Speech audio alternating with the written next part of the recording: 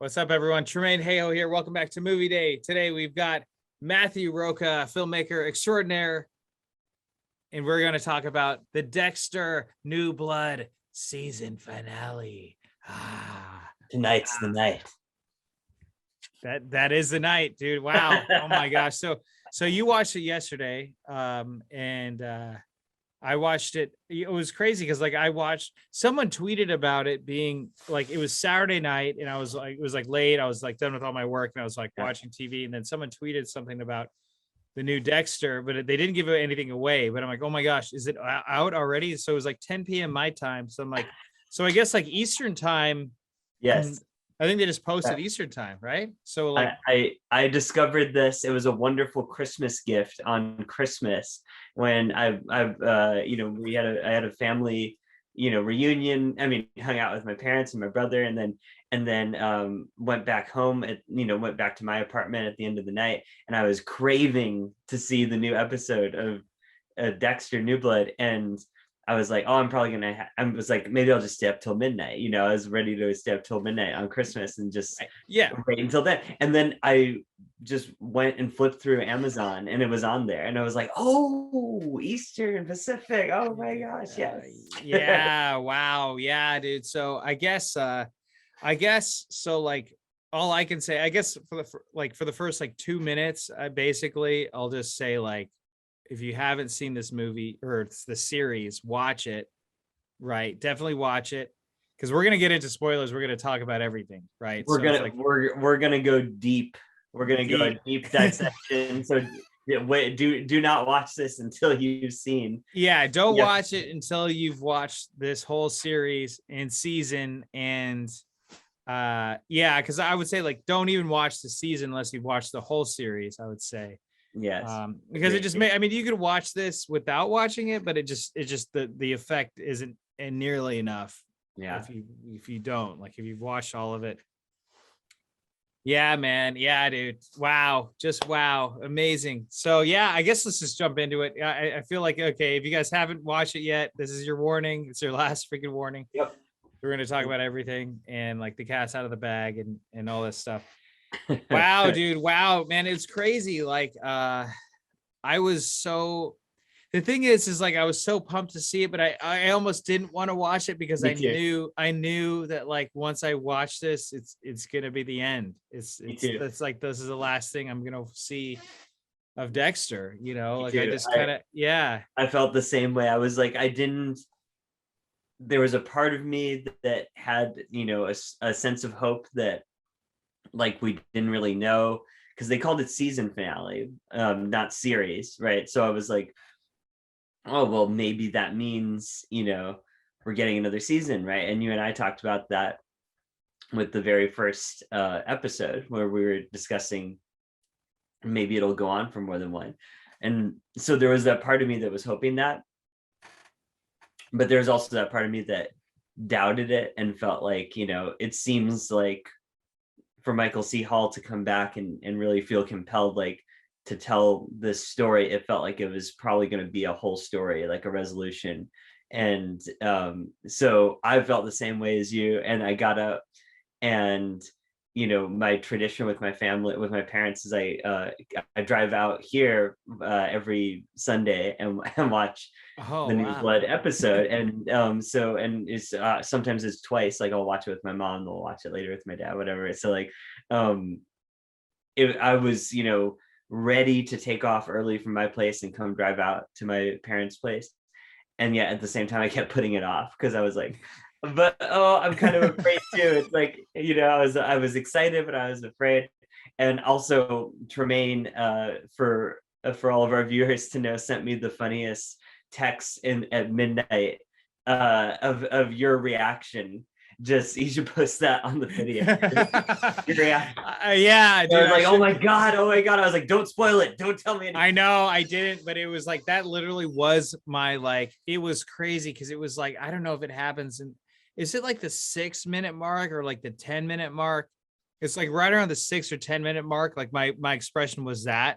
Mm-hmm. And then like it was already that, like, kind of like the rest of it, because it was kind of like once she goes, Dexter, Morgan, you're under arrest. Like Yes. that was like, oh my God. Yes. Like I was just Me like, too. holy shit. And it was like Me too. right out of the gate. It was like at the beginning. It wasn't like, It wasn't like slowly build to it. It was just like a few minutes in, you know, it's just like, okay, boom, like we're already right there. And after that, it's just this point of no return, right? Where you're just like, wow, like actual, you know, not are you the Bay Harbor Butcher, not like I'm investigating you, just actual under arrest was like such a different change of pace for seeing that, you know, his character actually being in that situation, which he's always evaded before, you he's know? always evaded. And then it was like everything caught up with him like all at once. And it was just like, wow, man. It was like, damn, you know, it was crazy because you know, it felt yeah, it is so crazy. It's like I do have a lot of mixed feelings because like I mean it was excellent. It was really excellent, but at the same time, I feel like, man, like I don't know. Like I was thinking about a lot of things. I was thinking about like, well, it'll end like he's in jail, right? He's in jail. Yeah. The season will just end like that on a cliffhanger. Right. But then I'm like, well, then what? The whole next season is going to be what, the trial of the Bay Harbor Butcher in LA. Maybe that's what it would be. And I'm like, well, is that going to be? Would that be a Dexter-esque thing to happen? Yeah. And I was like, well, probably not, right? Like, probably the only way for it to actually work is for it to end the way that it did, you know. But it was kind of like, damn, I was just like, shit, like he got, Oh, I know. you know what I mean? Like, and it kind of showed, well, the thing is, it's like, he's inherently good, but he is a serial killer at the end of the day. He's a serial killer. And he's not actually a good guy. And he did kill some innocent people along the way. Yeah.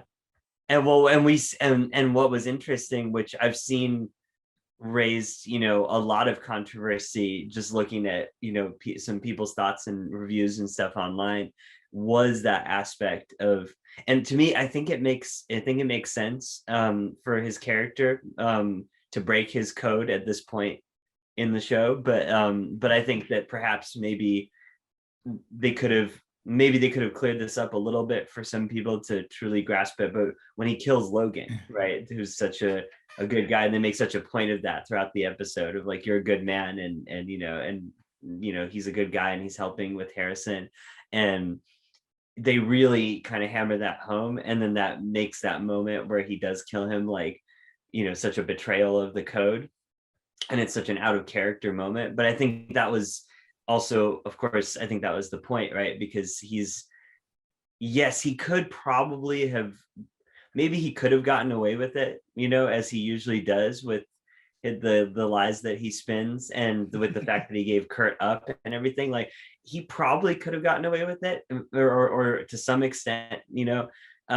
But we have to remember that we're not dealing with like master of his universe, in control, cool, collected Dexter of early seasons anymore, right? Like, the Dexter we've seen throughout all of New Blood has been making tons of sloppy mistakes. And from that very first moment, that very first kill, after all those years of not killing him, and he kills Matt, you know, Michael C. Hall said that kill probably would have been avoided.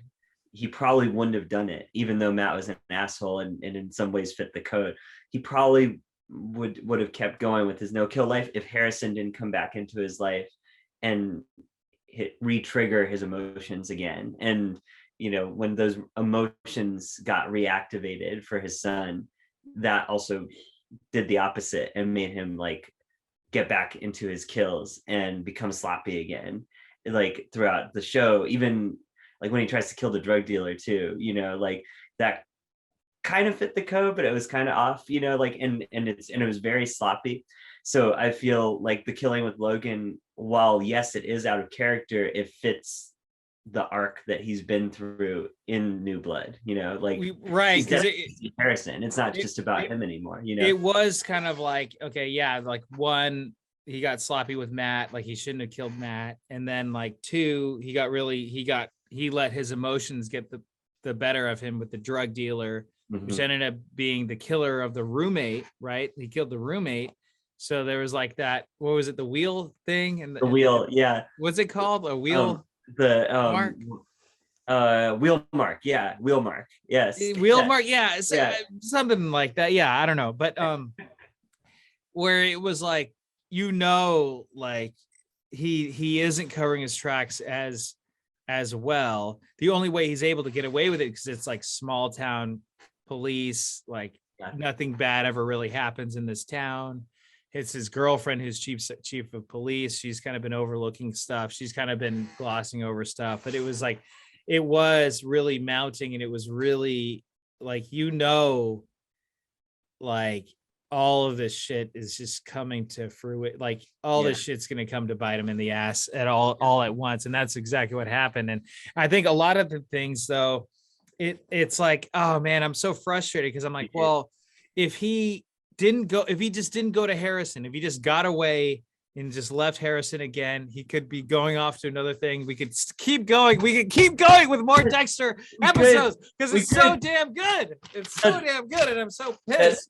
Because that's exactly how I feel. I feel like I think the best word, I was trying to think of the best way to describe how I feel right now with it, and I think the best word is conflicted. Like I'm conflicted. I'm like, as creators, as script writers, as filmmakers, like I feel like on a storytelling level, the complete story of Dexter has been told, and has been told in a really beautiful way. And I get what they were going for with how they were telling it. And I think for the most part, the execution of it worked really well. And we'll get more into some of that too, where I think there are some aspects that were a little bit rushed and could have been stretched into a few episodes. But like for the most part, I feel like the execution, the direction was beautiful. The acting was incredible. So all those things on an objective level, I feel like they did a really great job and stuck that landing. But on a fan level, I'm like, oh, like it's so conflicted. And I literally did get teary-eyed when I watched it. My mom was all completely crying. I was like teary-eyed, and we watched it twice, and then rewatching it all over again. It was just like, did you watch the full thing all over again? All over again. We watched it. Me and my mom watched it, and then when my dad got home, we watched it. My dad. The whole, like, oh, you mean like the same episode, or like the whole, like all 10 episodes? Oh no, just the. Oh, just okay, I was gonna say, I'm like, okay. No. My aunt is doing that now. She was saying she wants to go back and rewatch all 10, but and I think that's a really cool idea, which I'll obviously do. But right now the wound is still too fresh, and my heart is still too broken that I can't. I'm rewatching season 1 right now just to like remind myself of fun Dexter. yeah. I know, it almost, the good old days, right? It almost wants me to watch the rest of all of it all the way, like all the way through. Yeah. And, well, that was the thing, man. It was like, God, that was so good. Like this, and like every episode just kind of got better and better and better. And like, just when you think there was kind of a lull, there would be kind of like an in-between lull type episode where, like but it would just slower pace. Then it would just set up for everything the next one. And I feel like I'm really conflicted with like the last 2 episodes, because I feel like the last 2 are really good. They're all amazing, but I feel like episode 9 to me was like the pinnacle, like best episode in terms of me enjoying the whole freaking thing the whole way. It was like, it's my favorite of the whole season of all of New Blood was episode 9. The Wiggles flashback, the getting Kurt, the 2 of them working together. I was like, man, I could see a whole season of this. Right? Yeah. Put them together and all that. Yeah, I was like, oh man, like, yeah. So but that was like kind of another thing, where it's like maybe they were just subverting expectations, where we think it's going to be set up for Harrison and Dexter, but Harrison was really like, Harrison is still so green in the whole area, and he's still is a force for good. Like he has only done like the couple questionable shady things that he's done, but like but like he is that force for good. So when he says, wait, did you called me from Logan's phone? Yeah. Like, like, which Dexter, I guess he just didn't have the time to hide the caller ID or whatever, or like, he usually thinks of like a brilliant excuse, but he was just too like, we gotta get out of here, you know. Yeah, dude, and that is something where it's like if you're a serial killer and you've made all these kills and you've gotten away with it so many times, there's gonna be a point in time where it's all gonna come back, and it's all like, you know, it's just never gonna end well. It's like that's why I actually did accept the ending if he were to have died in that hurricane. Right. You know, if he just died right then and there, it's kind of like he got away with it, but he did things in a way that was like he kind of got what he deserved, but he also still got away with a lot of things too. Right? So there was kind of the best of both, right? Like you got some karma for some things, but you also got some, you know, of the good, you know, the good, that it wasn't just a clear cut kind of a thing. And that's what, you know, I mean, I'm super curious, just like as writers, right? Like as a fellow writer, as a filmmaker, and as a fan, right? I'm just really curious, and this is not to say like the typical fan thing of like, oh, this is, you know, bad because it's not my way. I'm just curious from a hypothetical standpoint, if you were, let's say you're on the staff, you're writing the show, and this, you know, and the whole season's been how it's been up through our favorite episode 9. We have this final episode to tell the tale of Dexter, to wrap up Dexter as a character. How would you do it? Like, do you have ideas? Because it's such a difficult task, you know? Yeah, I mean, it's an impossible. The thing is like if I were to have one episode to do it, I mean, they did it in the best way it could have ever done. You know, it was like if they just wrapped it. Like if it were to be up to me, I would leave it up. I would end it on him getting put in jail and leave that as a cliffhanger for the next season. You know, that's what I would do. Because like the thing is, you could do a whole, but then again, like I'm thinking, well, are we going to have a courtroom drama the next season? You know, and it could be. That could still be good. Right? It's still, I know it still could be good. I mean, I would still watch the shit out of it. I would still watch it. I know.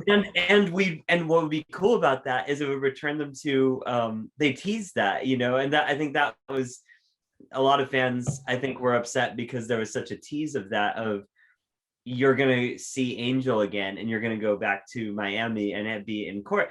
And that was like, you know, I get, it was so cool that Angel was back at all, you know, but I would have loved to have seen the reunion with the two of them and see him explain himself to Angel. And then, like you said, have his day in court, or have his, you know, have him be in there. And you could do a whole season of like Harrison, you know, Dexter being sort of a good version of Hannibal Lecter, like helping Harrison with other crimes, you know what I mean? Like from behind bars, you know? Yeah, and, you know, right. Like this mentorship like that. Like there's just so many directions. Yeah, there's so much they could have done.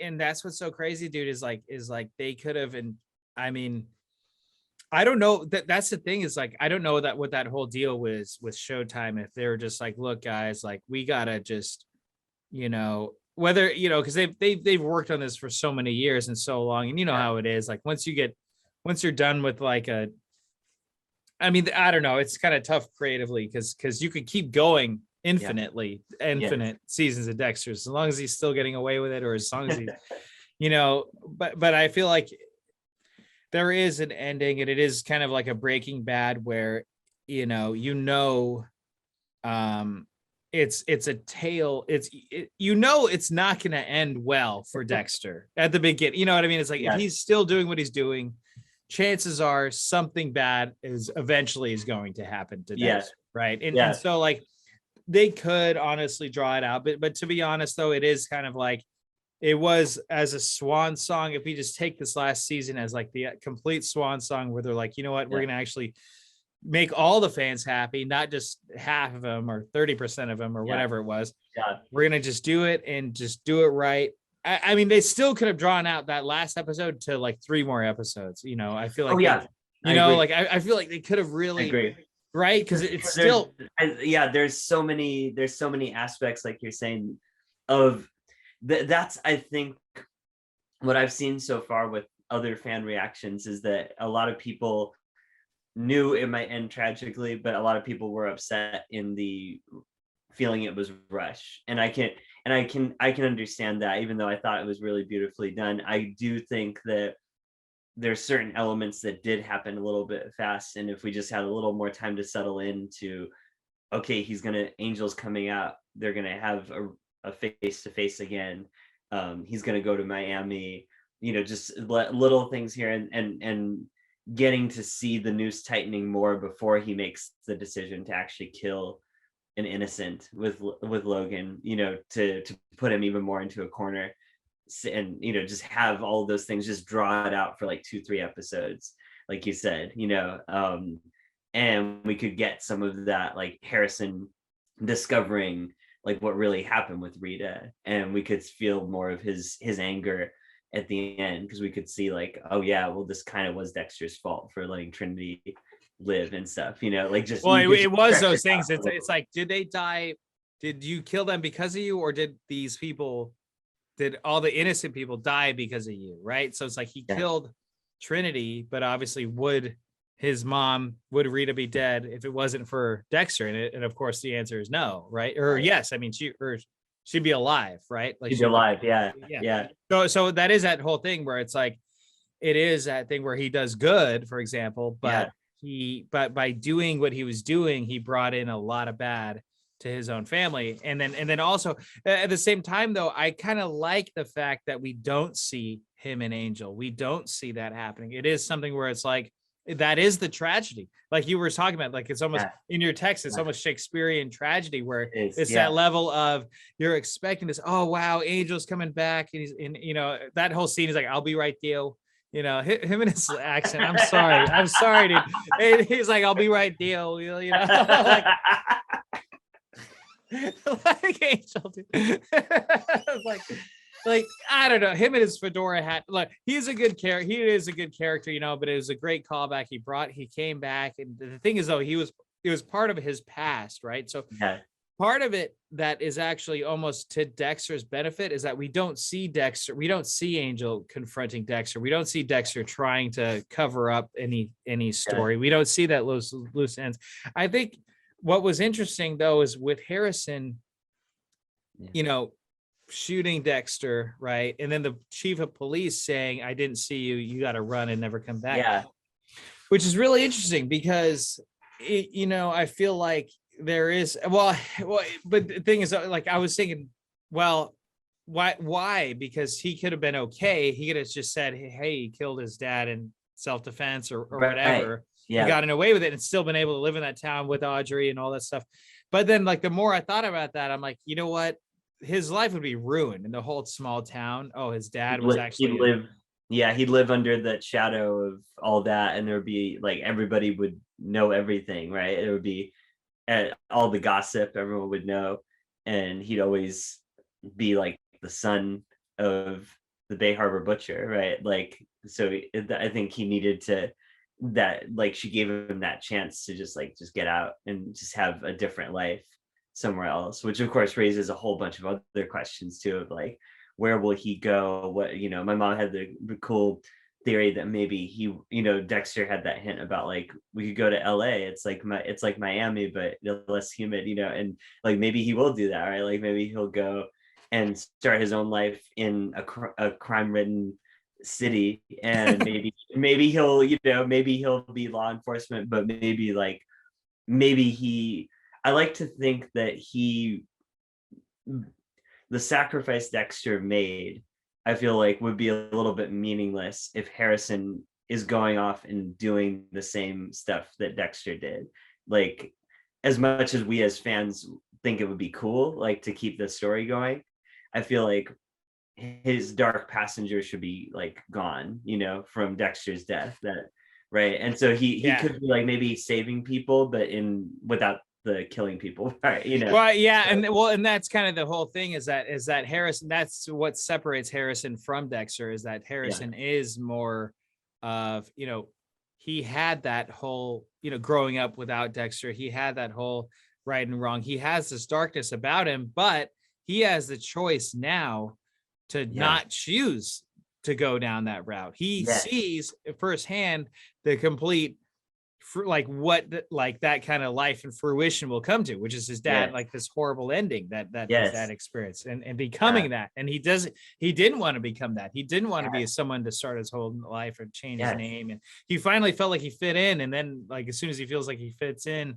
he's got to leave, you know? So Yeah. it is like, you know, he chases that whole life in order for that. And he has all this dark past and all this stuff. But then with Dexter, with him reading Dexter's note, Yeah. at the end, and like saying how much Dexter actually did love him and care about him, and the best thing for Dexter to do was not be there in the picture. Yes. So Yeah. he didn't have more bad things happen to him. That was like that poetic ending where, okay, Yeah. that is like Harrison actually does realize, even if he didn't at the moment when he shot him, Yes. he didn't really notice it until he read those notes and he goes through it. And so now he can happily kind of, like you said, get rid of that dark passenger, let it go, and start a whole new life in a whole new city. Yeah. That was the ending it on the note like that was such a beautiful touch, because it would have had no silver lining if Harrison just thought Dexter was a bad guy and that's it, you know. But at least him rereading the note now and having that context of, you know, how much his dad loved him, and seeing the sacrifice that he made at the end like that, you know, like that, I feel like that gave him that perspective of, you know, how sure he was flawed and this and that, but what a good person at heart Dexter really was, or what he was trying to do with his sacrifice, you know. And so like, and ending it on Dexter's narration, you know, the way we start with his narration, but now it's through, instead of in his head, it's through his letter, I thought was really cool. And just, oh man, damn, the fact that they were playing National during that part, which is just like, that's me and my girlfriend's thing, and like that song was just like, that song with the letter, I was just like, oh man. Wait, what's National? National's like, they're the band that sings the song that plays at the end. oh, okay, yeah. I should live in salt when he's driving, and yeah. Yeah, I was like, oh man, the feels, dude, the feels. Like, yeah.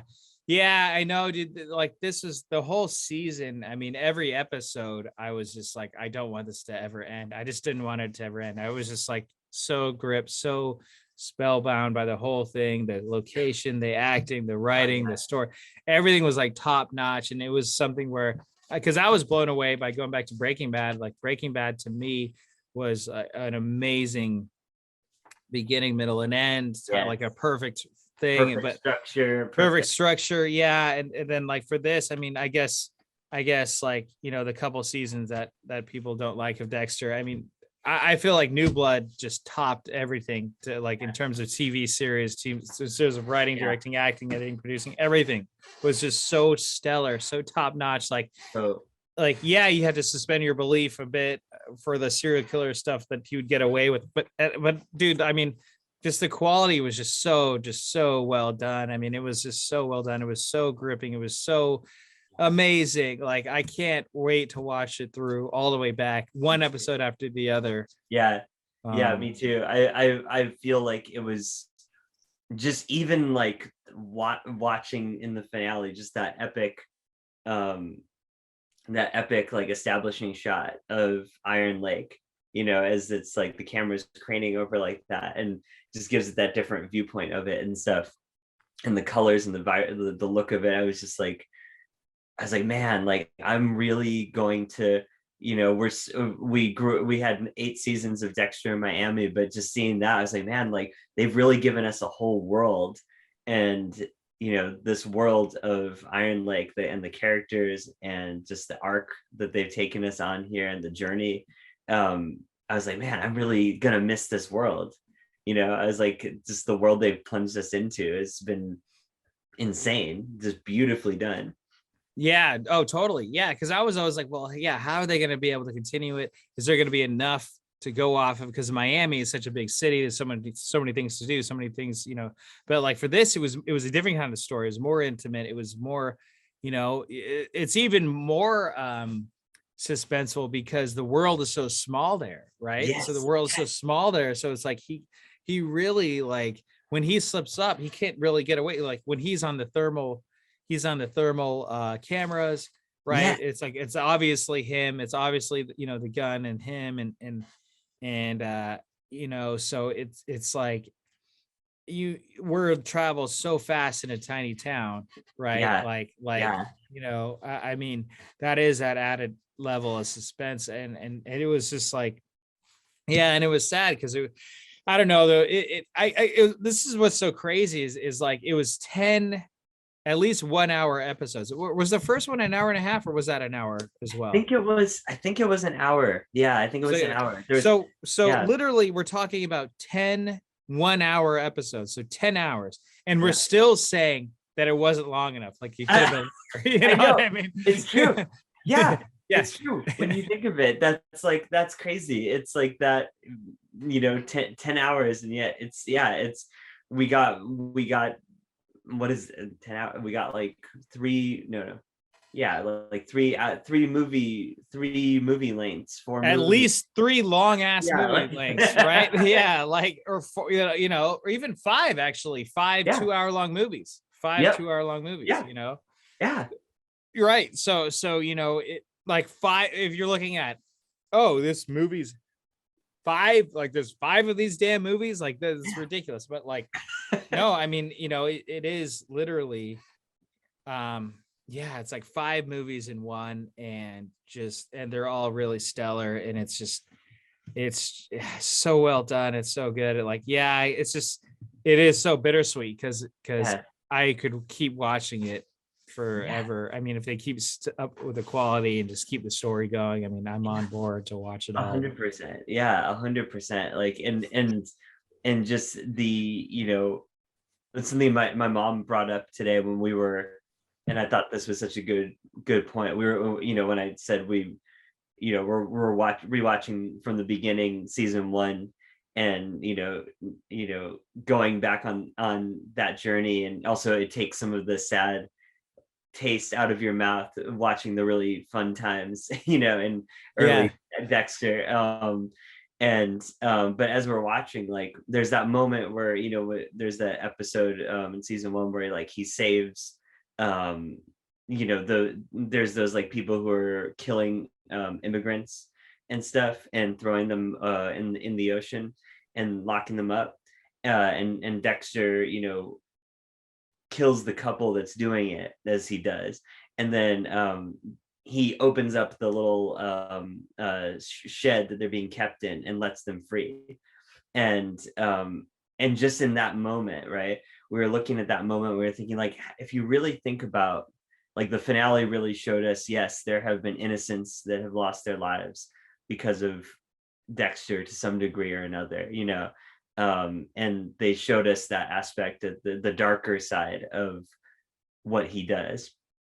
But also going back and seeing some of those moments, like when he saves those immigrants, lets them go like that, and if he was just a soulless killer, or that's all he really cared about, like, he would just kill the couple and leave, and who cares about the victims there, right? But that made us really think about, like, wouldn't it be so cool to just think about, take a moment and think of all of the innocent people that he's saved along the way, whether it's, directly or indirectly, but even just the people whose lives that he came into, and he thought he was such a, he called himself a monster, and he thought he was such a curse to everyone and all this. But, like, yes, Rita died because of him, because of Trinity, right? But Rita's life was shit before he came into it, right? And she had Paul, the That's a abusive, good point. yeah, Yeah, right? that's a good Like, point. Yeah, right? yeah. And Deborah was like, she was struggling, and she didn't know how to become a cop. And, like, Dexter, with through his hunches and through building her confidence, she became, the detective and the lieutenant, like, through being inspired by Dexter, like, so all these different lives that he, like, feels like he destroyed, like, yeah, you could make that point, but also you can make the point that, like, he made their lives better by being in them, so I just thought that was interesting when my mom brought that up. I was like, yeah, that's a really good point, like, a great way to look back at the series. Well, and that would be interesting, that if they were to go to trial and they were to say, oh, you killed this person, this person, this person, and then they did like a deeper dive, oh, this person, and then they actually find out who all these people that he killed really were. Yes. and then they find out all this stuff, and then there's this pattern and correlation to it. Yes. Then they could have been that's a whole nother angle that shows Agreed. that, oh, maybe the Bay Harbor Butcher was like, like they said, well, who's he, some kind of Batman vigilante, Yes. so Yes. so maybe he would have a different moniker. Maybe he wouldn't be a butcher. Maybe he'd be The Dark Defender. the Dark Defender. Yeah. Yeah, exactly. so, so yeah, dude. Yeah, I mean, that was the thing, is like, I don't know, it was crazy. I mean, the chief of police, like his girlfriend character. So Yeah. let's talk about her for a minute. So she kind of, like, the past few episodes, she's been doing her own research, just kind of connecting a bit of the dots, and just had her own suspicions about Dexter, but it still, like, had those reserves. But it wasn't until she kind of just really, like, she just flipped a switch a bit, basically, and just realized that he was who he was. And it must be tough for her. I mean, like, from this guy who she finds out that he isn't who he says he was. Yeah. Right. And then learning all this other things, but at the same time being the chief of police, having to arrest him. Yes. Yeah. You And just like picture, just the having someone that you've been dating, that you love, and first it's like, no, that's not even their real name. Like, they have this all their life, they have a son, like all this, and then this, on top, like, there's so many layers of that, there's so many layers for her to process. So like, as much as we're rooting for Dexter as fans, like, it makes sense why she would react the way she did and feel the way she did, right? But I was hoping that seeing the Kurt's little shop of horrors, shall we say, I was hoping that we would get some resolution with Angela maybe having a different kind of respect for Dexter to some extent, or feeling like, oh, maybe he's, like, I understand why he does what he does. Like, these are the people, right? The people. Yeah, right. Which we didn't really get that. And I guess the one, if I were to really be nitpicking and give it a gripe, would be that scene where she was in there and she sees all that, and she's like, oh, so-and-so. Oh. I'm like, the acting could have been a little bit better at that part. I feel like, it's like, oh, this person, oh, and this person, oh, right. That was like kind of the one, if I were to really be a nitpicky, like, because that should be such like a huge, intensely emotional scene, but her acting kind of took me out of it. But I mean, still, you're along for the ride, and suspension of disbelief, but having the what's her name? Was it Mary? Molly. Yeah, the podcaster. Yeah. So having that twist of how Dexter saves her. Yes. A few episodes before that, but then we find out that he still got to her regardless. Yeah, totally.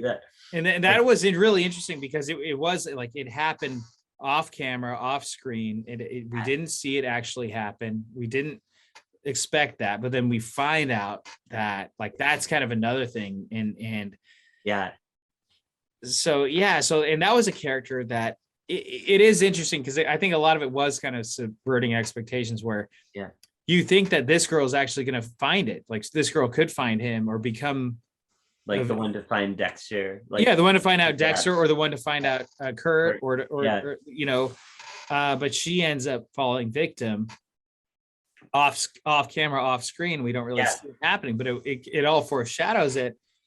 But like, it really shows how Kurt was like this kind of gave everything. It gave everything that the Dexter fans wanted. Is like, it had the whole through line of every single season having an ultimate bad guy, right? Yes.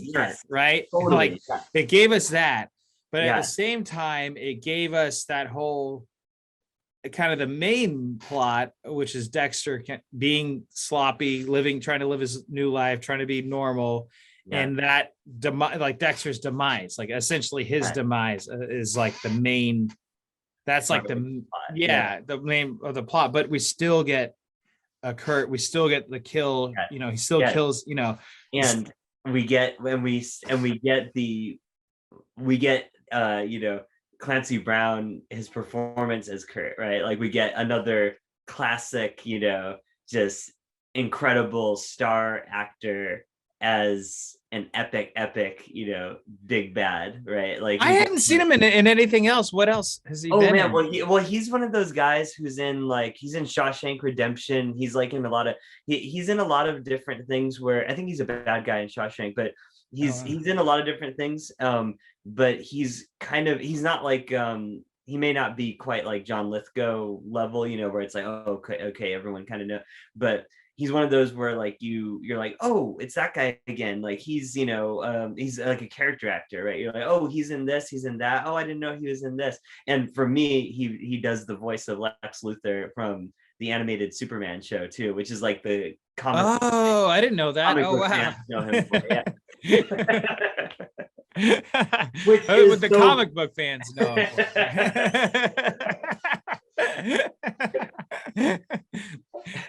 Who are other people that are not you.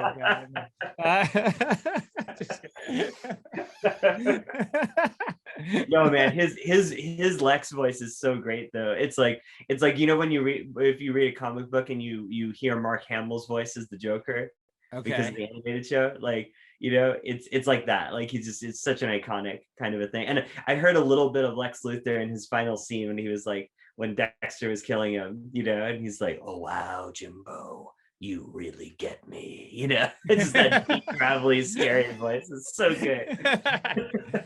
Yeah, like I haven't seen that show with the like Luthor thing, but that's great.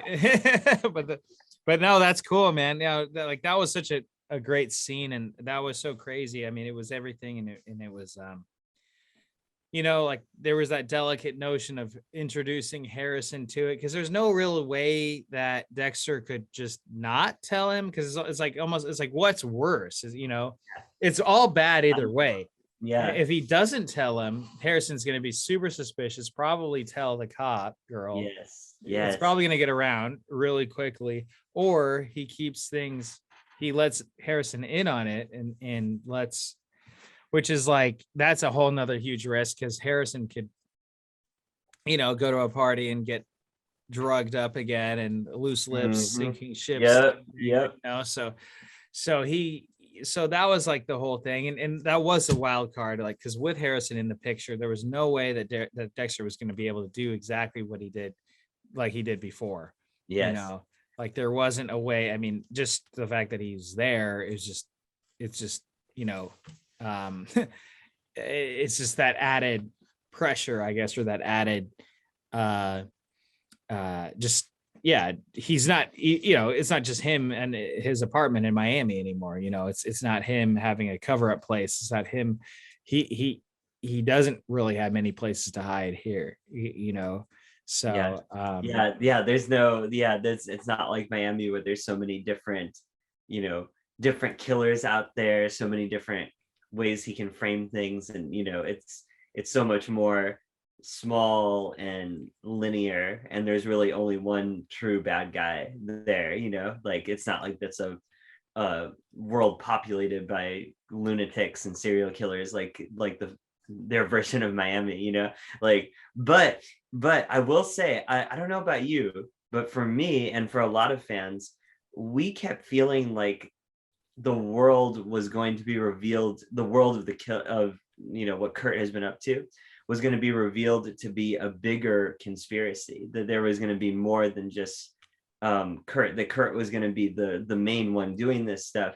But there was like that rich guy in the first few episodes who kind of disappeared. Right. Yeah, that's right. Like, yeah. What happened to him? Yeah. He's talking about the helicopter, right? Yeah, the helicopter dude. Yeah. So there was like a theory online that I really, really dug and thought like, I was hoping it would branch, you know, again, our wishful thinking of it a second season, but I was like, oh, if it was revealed that there's a wider conspiracy, you know, and that, you know, took us on a whole other journey, because it seemed like he kind of just disappeared. And some people had this cool theory that like Kurt was like selling the perfect, you know, after he made all the bodies perfect and mummified, that he was selling it to the rich dude who was having sex with the bodies.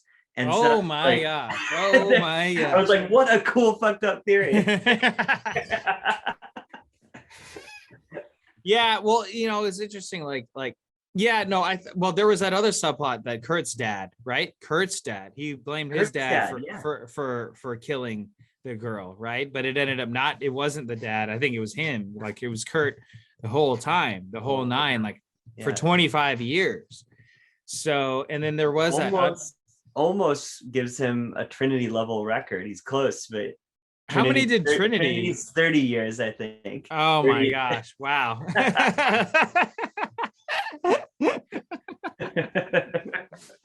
Well, dude, I really liked the character of Kurt so much, and he is a likable thing. Is he's a likable guy. Yeah. And you're kind of on Kurt's side at the beginning. Yeah. You're this poor guy, his freaking son. Dexter murders his son. Yeah. And you have this sympathy towards him, and then they're becoming friends, and he's getting close, and it's like, oh my gosh, like this is just all bad.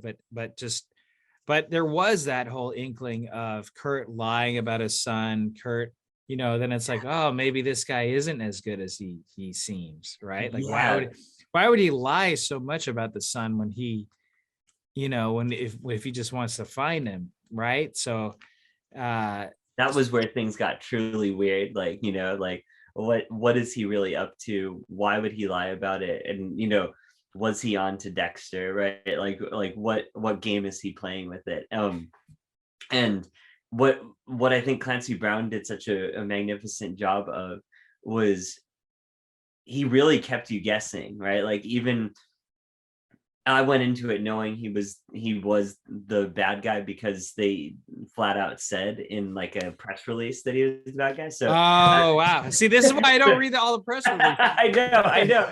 Like so it must have been a whole other experience for you not knowing, right? Oh, it's the best. I loved it. I loved it. I love not knowing. I didn't want to see any reviews. I don't read any reviews. I haven't read any reviews afterwards. Yes.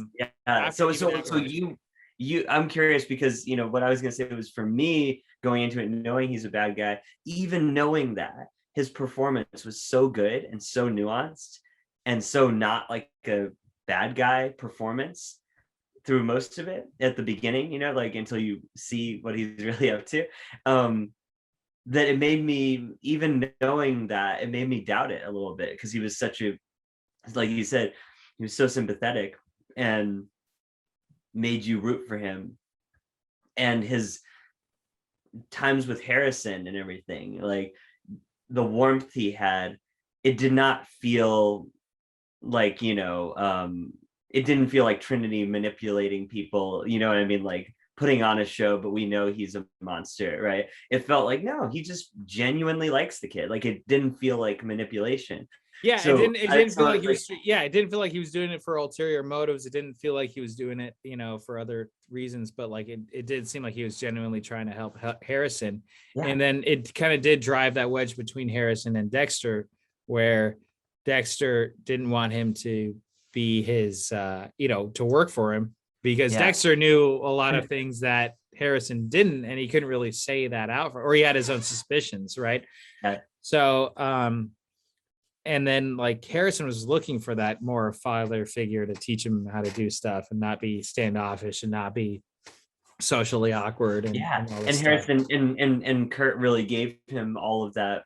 I thought that episode, where the 8th episode, when they go to the cabin together and, and they go to the, the base to play the softball or baseball or whatever. And that's right. Yeah, it was great because they set up the expectation, now we know Kurt is a total bad guy. They set up the expectation at the very beginning. Dexter's been kidnapped, and there's that great moment where Kurt breaks the fourth wall and just says, I've got a surprise for you, kid, and you're just like, oh my God, what is he? But then the rest of the episode is just played very, very not villainous, very just like a father, wanting to have a second chance at having a son. And there was a moment when they're in the cabin together where I thought, oh, maybe Kurt's not going to go through with it, or maybe he's not even planning to kill him. Like I thought maybe that I thought I'd started doubting it. I started thinking maybe the plan is not to kill him. Maybe the plan is to kill Dexter, or make Dexter look crazy for thinking he's a bad guy, right? But maybe he's not going to kill Harrison. Maybe he wants to like just have Harrison to himself, and that would be his own form of revenge to Dexter. But he seemed like he genuinely liked Harrison. And this is when he comes out in the cost, in his mask, and he's got the rifle, and Harrison's laughing at first, like, what the fuck, and he has that moment where he's just like, sorry, kid, it's nothing personal, sins of the father, and you're just like, whoa. Yeah, right. Yeah, like he just came out of nowhere. Yeah, I need to go somewhere, or like I'll be right back, and then he's in full regalia. Like, yeah, no, I know that was an interesting thing, and yeah, you don't know his motives. Like was he supposed to just wait to get Dexter there and then make all these moves and then have this big reveal and then say all these things, or yeah, like that was a crazy episode. Yeah, I mean, so much stuff happens. It's like in it, and like towards the end of that, where Dexter almost runs him over, and then like he gets away. That's great. It's like, yeah. I thought they were gonna shoot him right then and there, but then they don't go after him. They didn't go after him at all. They just went home. So he kind of gets, so Kurt kind of gets away, right? The way he did when he disappeared too, the way he just like, how Dexter hugs Harrison, and then like they look and Kurt is just like magically gone, like in a horror movie. It reminds like Freddy, or like Michael Myers, like a slasher, almost like how did he supernaturally disappear. It made me smile because it also kind of reminded me of like that moment in season 4 when Dexter saves the little boy that Trinity's gonna kill, and and they have their big fight, and then as Dexter's saving the child, and he turns, and Arthur's just suddenly gone like a ghost, and Dexter's like, Arthur.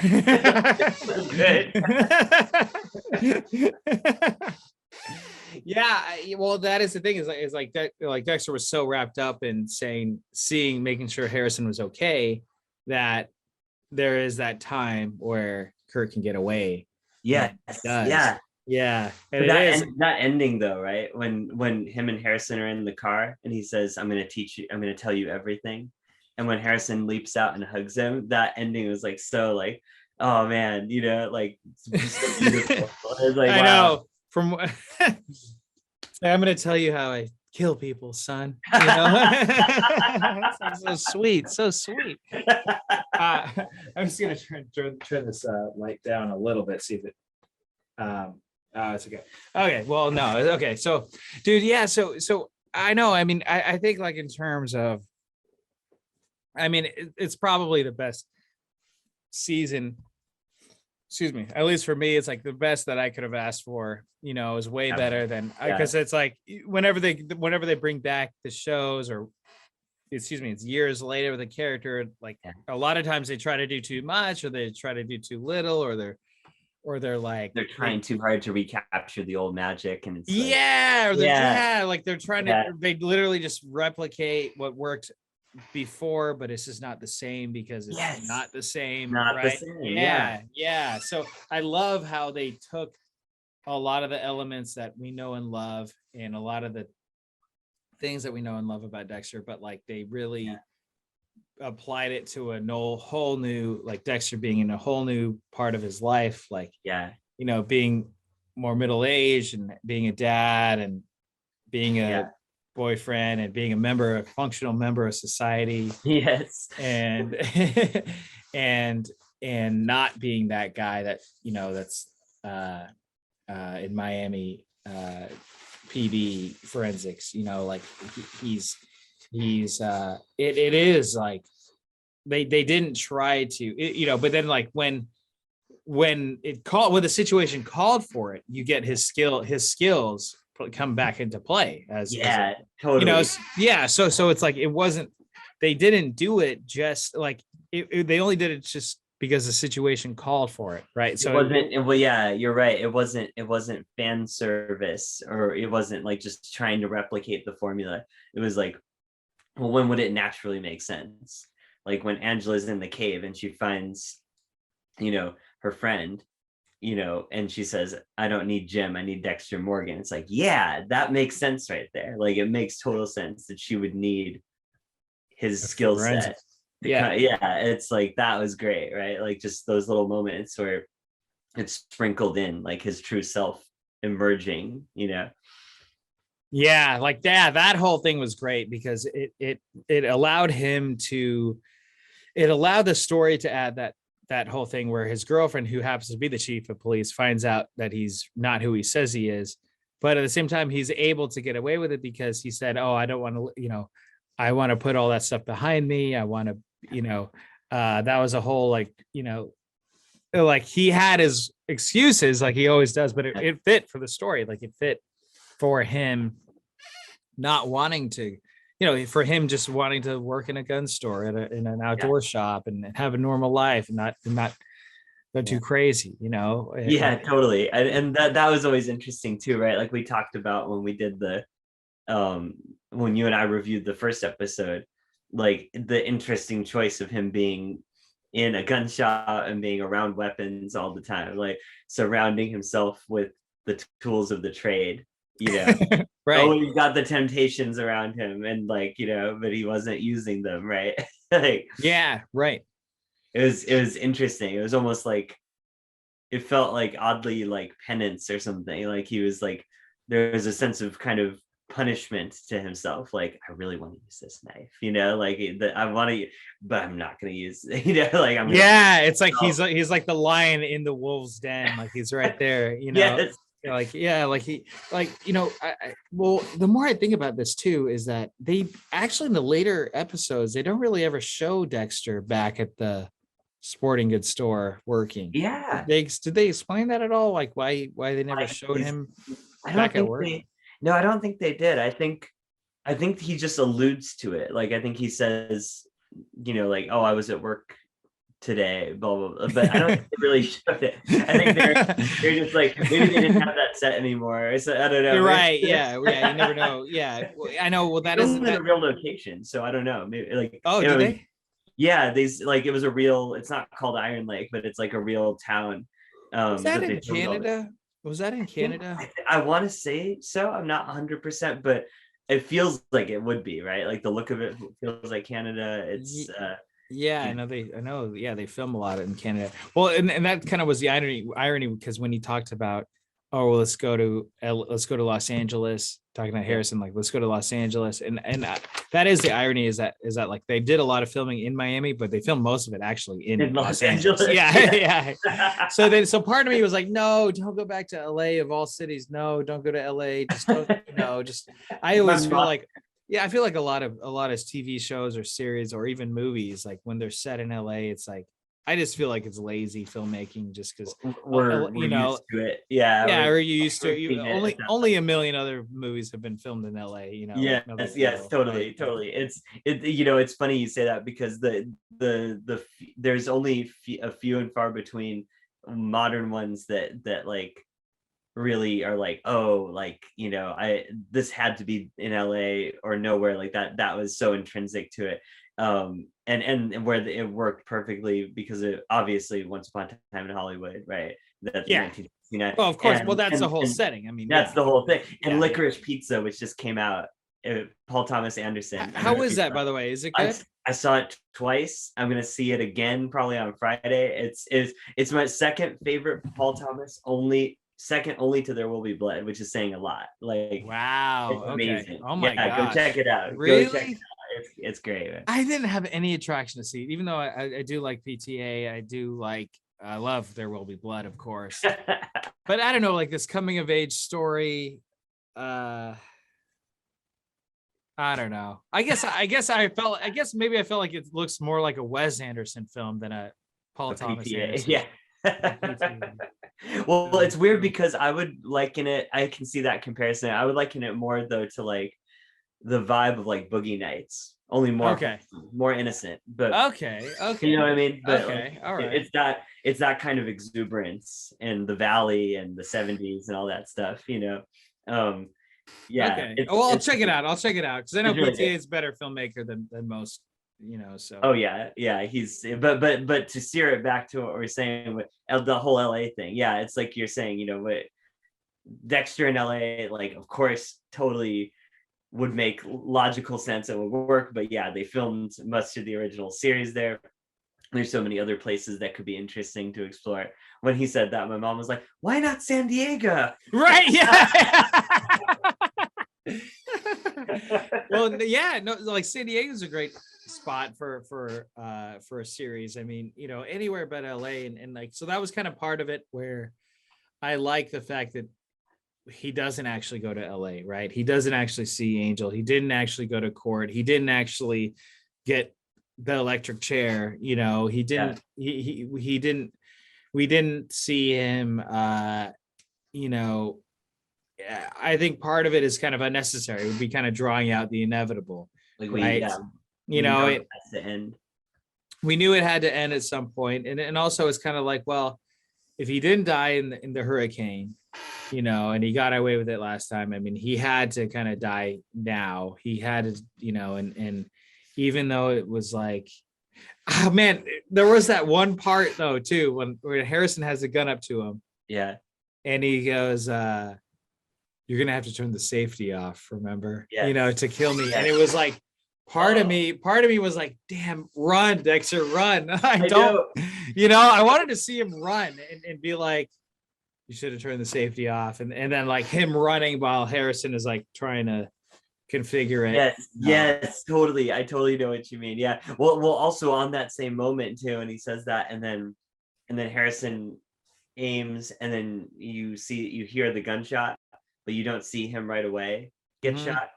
And there is still that, for that split second, that moment of that split second of hope, even though I was like, oh, well, he shot at someone off screen and maybe it wasn't Dexter, like yeah, right. Yeah, I know. Yeah, I was hoping the same thing too. Or maybe he missed him. I was thinking like maybe he missed him.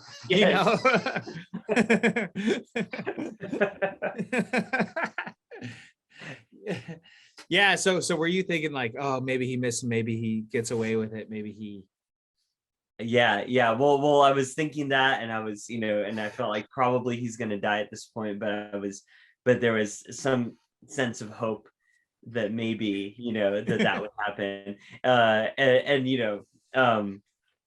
There was also just there is this idea that occurred to me, because I was just thinking of what a difficult spot it is to tie all these elements together, and how incredible the writers are to pull that off, right? And yet, it's never going to please every fan, and it's always going to be divisive, and the character doesn't, like Clyde Phillips, the showrunner, said, like, we don't want to just keep letting him get away with it, because then we're making a superhero show. It's like he's getting away, and he just, everything's all good.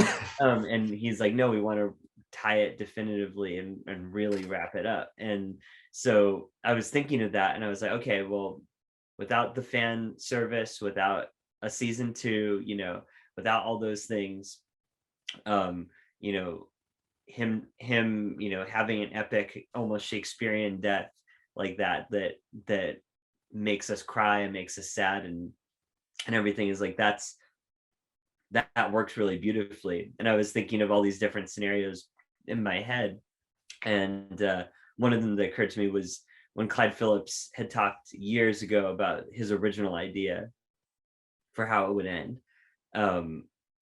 which was the idea of like Dexter was in the electric chair, and we were seeing from his point of view, and there's all these people in the rows, and they disappear and become like his victims as they're all looking, and we'd see Trinity, and we'd see the ice truck and all that. And I was thinking to myself, like, of course you couldn't do that ending now after he's already spoiled it, because now fans have heard about that ending, right? So you couldn't do that and make it shocking. But the one thing I was thinking is, like, if they did go that tragic route, they needed to go the tragic route, and if they wanted him to be, if they did that route, I was thinking in my head of some like voiceover of Dexter that could kind of tie things together thematically, where it's like, as he's looking, he's seeing he sees like the innocence that died because of him. Then he sees the evil, and that's like the whole, like all of these bad guys who had died because of him. And his in classic narration Dexter form is like, um, a few innocents have died along the way, but so many evildoers have died along the way. And then it's like camera pans over and Harrison's watching him, and he's like, and which one is Harrison? I don't know. All I know is he's my son, something like that. Right. Yeah. And it's like, now it's the journey on Harrison. I was just thinking all these outside the box ideas, and not saying they're better or worse. I was just thinking like, oh, there's so many. And that's the thing when we have a show like this, like we're always going to think about, oh, what would we do, or this or that, but then we have to stop and be like, oh, but what were they trying to do, and how did they did such a beautiful job. But I was yeah, that is the thing, is like, and also as you said that, like they could have done something where it's like they just could have flashed forward, because he would have said like, because he said I'm gonna get like if I get put back in, if they get me, I'll get the death penalty. I'll get the electric chair, right? So which they could have just flashed forward to however long, 20 months later, however long it had been, and now he's on the electric chair, and now it's like everyone facing him and giving some kind of weird send off or whatever. But I feel like that's what, the way he kind of went out in a admirable way, in a way that like he was a murderer, and he is a murderer, and he killed innocent lives, and he probably did deserve the electric chair, right? He probably did deserve to at least go to jail. He did deserve to go to jail for 25 years or 35 years or, or 50, life in prison, whatever. But like, you didn't want to see that. I don't think like, it's not, it's like Dexter in jail, no one really wants to see that, honestly. You don't want that, but you don't want him to end like that. Like it's almost, it ends better, and he kind of ends out on top, ends as more of a hero at the end, because he makes, like, yes, he does make those mistakes with the innocent life with Logan, right? Like, but then he also makes the ultimate sacrifice, and dies as a father who loves his son and who's proud of his son, and he's not disgraced as a villain, right? Like he dies as a hero in the end, which I think is so beautiful. Like you're saying, that was the other question too, was when it came to the aspect of Harrison being the one to do it. What thoughts ran through your head? Because it was so heartbreaking, and like I said, Shakespearean, like it made total sense, and at the same time it's like, oh my god, like that was a thing where I was kind of toying with it back and forth, where it was almost like I'm like, oh, this is fitting, but at the same time I'm like, I don't want it to be him to kill him. Like I was thinking maybe the cops would show up and then just shoot Dexter on the spot or something like that, or if he if he like just couldn't do it at the end, right? Like he went to pull the trigger and then he just couldn't do it. It's so crazy. Like I don't know. I think like I didn't really want Harrison to actually shoot him. I didn't want Dexter to die. I wanted Dexter to get away with it, but I knew by Dexter telling Harrison that it was just a bad idea. Like Harrison was not going to go for whatever Dexter was going to do.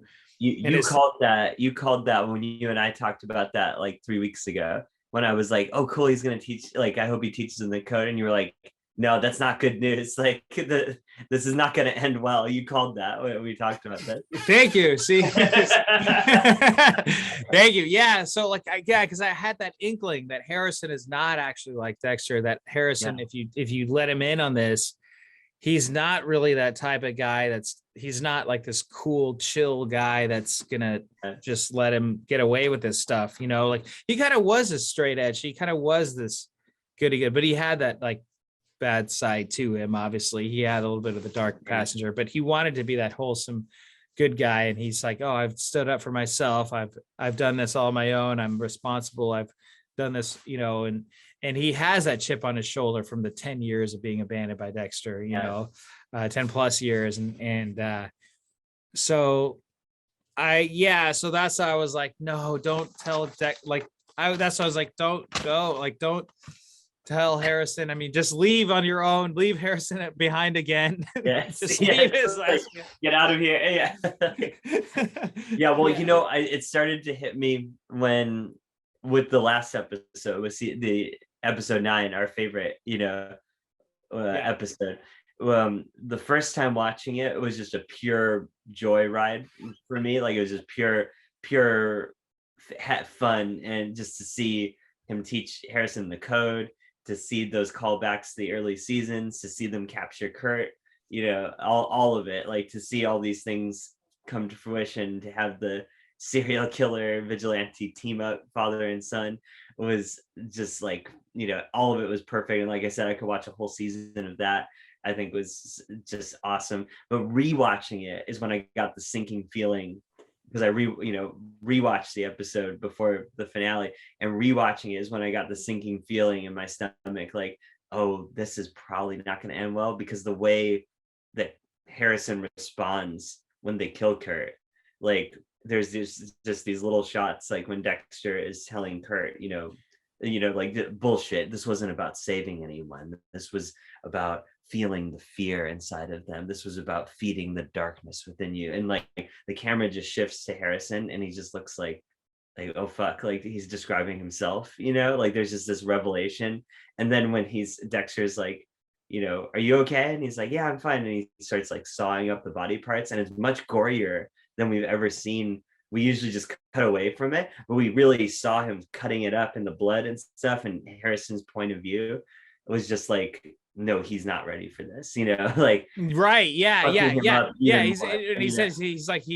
said to Harrison, he's like, you don't have to watch this. He's like, you don't have to watch this. Like, no, I'm okay. No, I'm okay. No, I'm gonna watch it.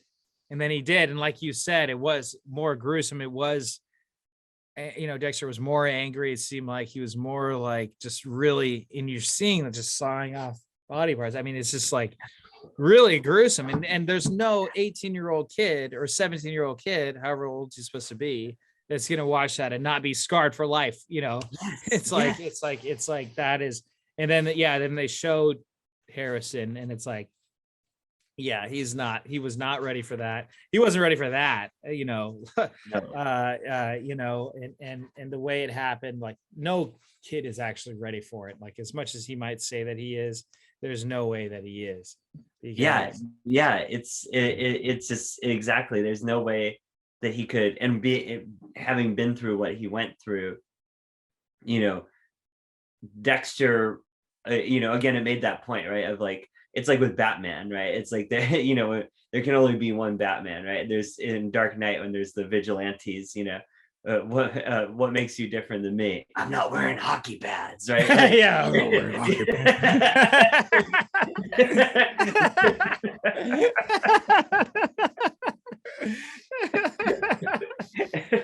And it's the same thing, right? It's like there can only be one person who has the unique combination of utterly fucked up in the head, and yet also altruistic, and also has the code, and all of these things that make Dexter to make him the person that he is, that it can totally be fine with sawing up those parts and doing what he does and enjoying it, and compartmentalizing that, and also only doing it to bad people. That's such a unique combination of traits that only someone like Dexter is could really do. And Harrison, as much as he'd love to, in that moment, he's like, he wants to be cool for his dad and be part of it. It's like, no, he's not Dexter.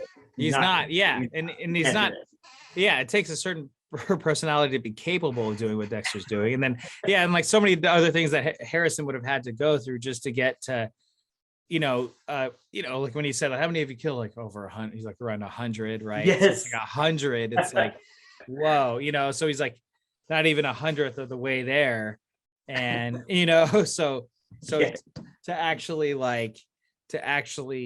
think that he was going to do that. I mean, there's just no way. I mean, yeah, like I just knew I had that inkling, like, no, don't tell him, like, don't, but yeah, no, I mean, that being said, I mean, episode 9, the way they did it was so masterfully done. It was so exciting to watch, and it was so good. I mean, it was something that really sunk into me, is like episode 9 was kind of the fun part, right? Yeah.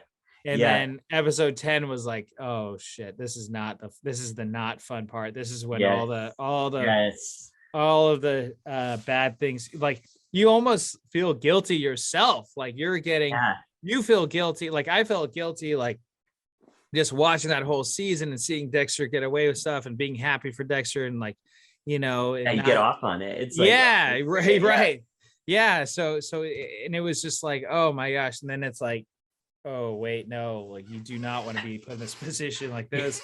He is not, they're treating him very differently now, and as they should. And it is just it's all bad. This is all bad.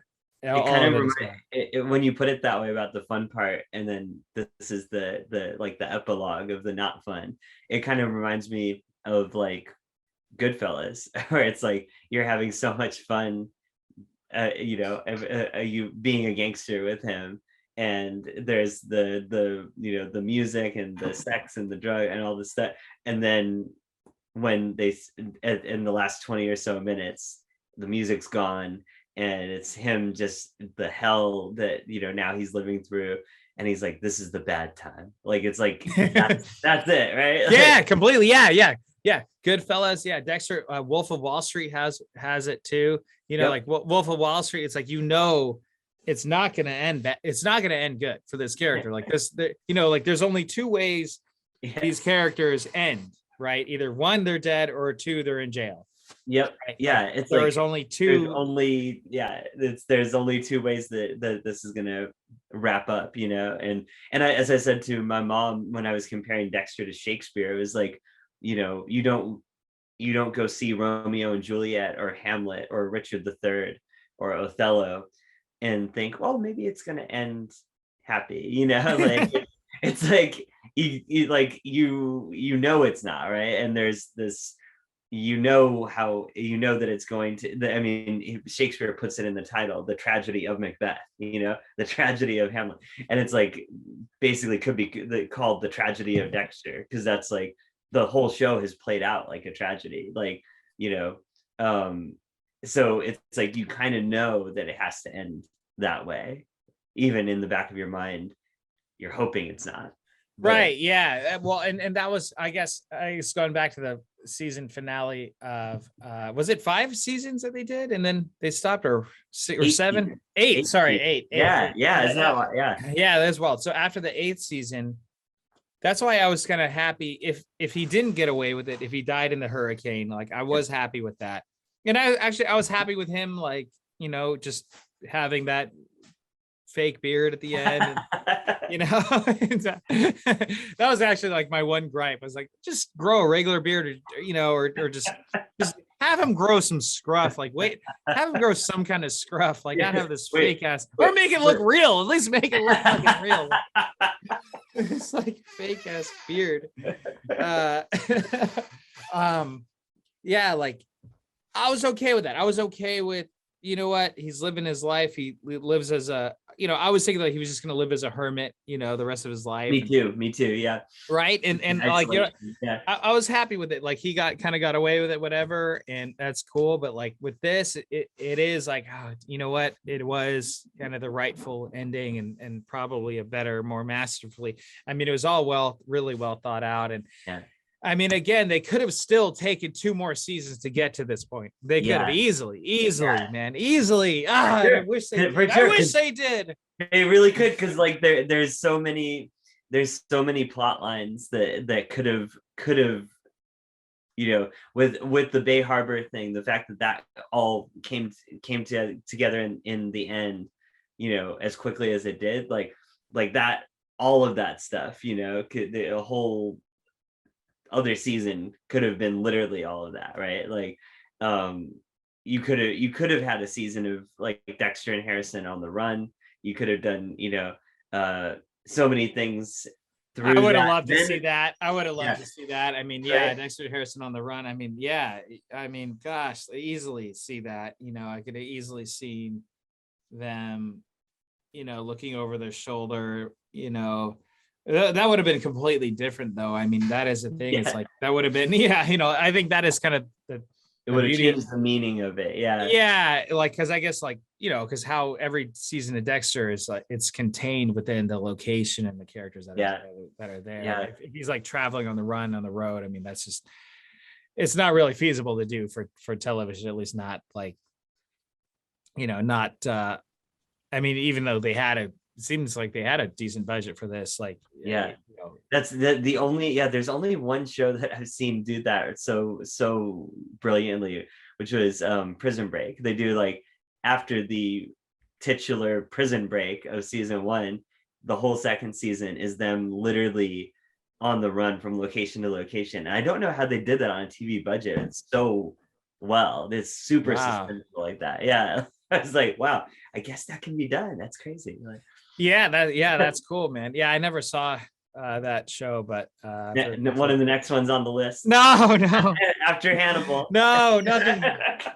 No more, no more. No, I know. I mean, it's just like, yeah, dude. I mean, I was happy. I was happy, but I was sad because I knew that it was over. I knew that Dexter's done. I knew that there was going to be no more. And as hopeful as I was, because I was, even especially after episode 9, I was like, oh, if this is how it's going to be for at least another season, at least they do another season of this, or they could do another 2 seasons. But and I feel like it's fitting because what they could have dragged it on for another 3-4 seasons, and it's better to go out on a high note on a Yeah, epic season than it would be to drag it out, and for heaven forbid they just get sloppy with it or becomes too far-fetched or becomes yeah, too it's already pretty far-fetched, yeah, I mean, but like within reason, yeah, yeah, you totally. know Well, I think they did a really great job in terms of like you're saying with the far-fetched thing too.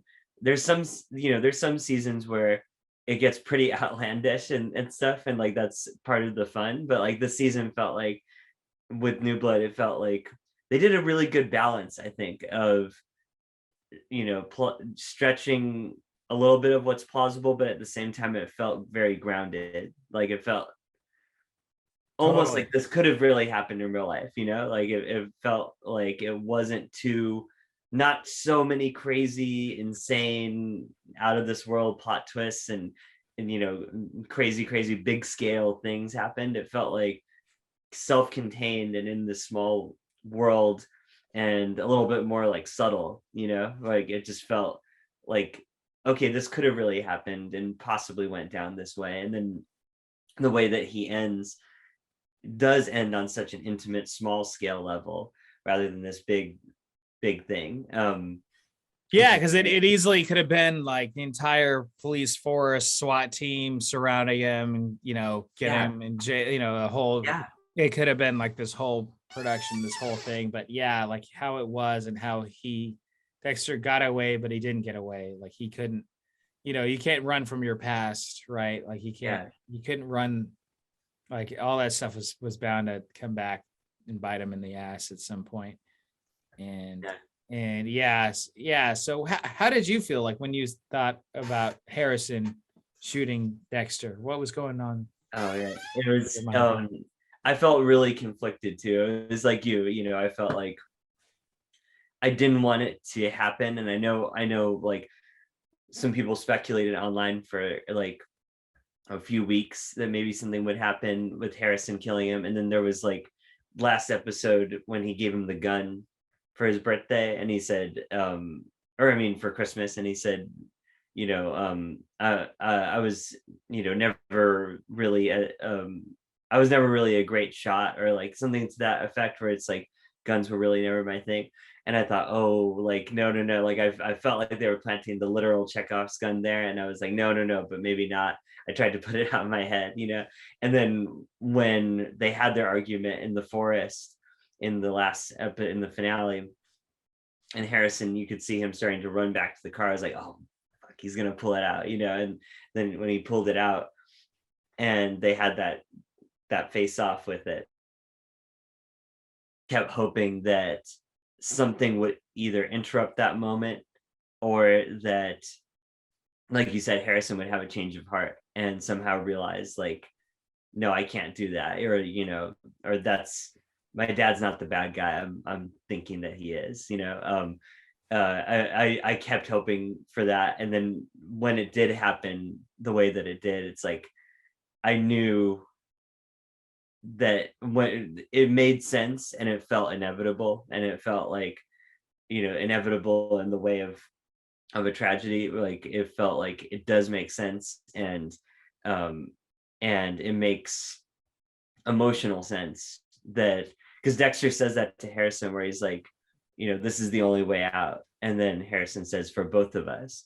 And that really felt like they both had this understanding of each other, where it wasn't like Harrison's just cold-heartedly killing his dad. It was like, he knows his dad can't go and live in prison, and Dexter doesn't want that life for Harrison, right? He doesn't want to be in prison for years and then be executed, and have that be Harrison, that shadow over Harrison, the next however many years of trial over Harrison, right? So like, he was sacrificing himself for Harrison. Harrison knew that's what his dad wanted, right? So he wasn't killing him out of hate. It was like killing him out of love in a twisted way, right? So all of those things came to my mind after it happened. I was like, okay, it does make sense, and it feels right for the story they're trying to tell. And I still, of course, was like, fuck, I wish that didn't happen. I wish that, blah, blah, blah. Like, there's different scenarios that could have played out, but I'm like, for the story that they're trying to tell, it makes a lot of emotional sense. Totally. Yeah, totally. Yeah, all that being factored through.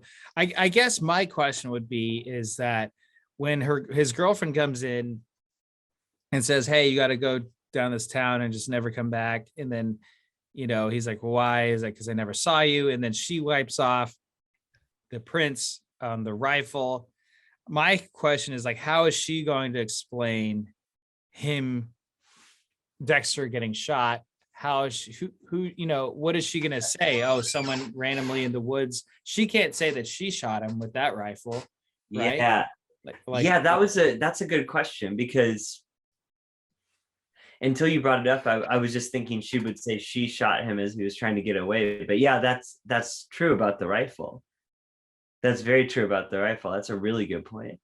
Yeah, that's a really good point. I didn't even think of that. Yeah, I don't know how she would frame that. That's really interesting.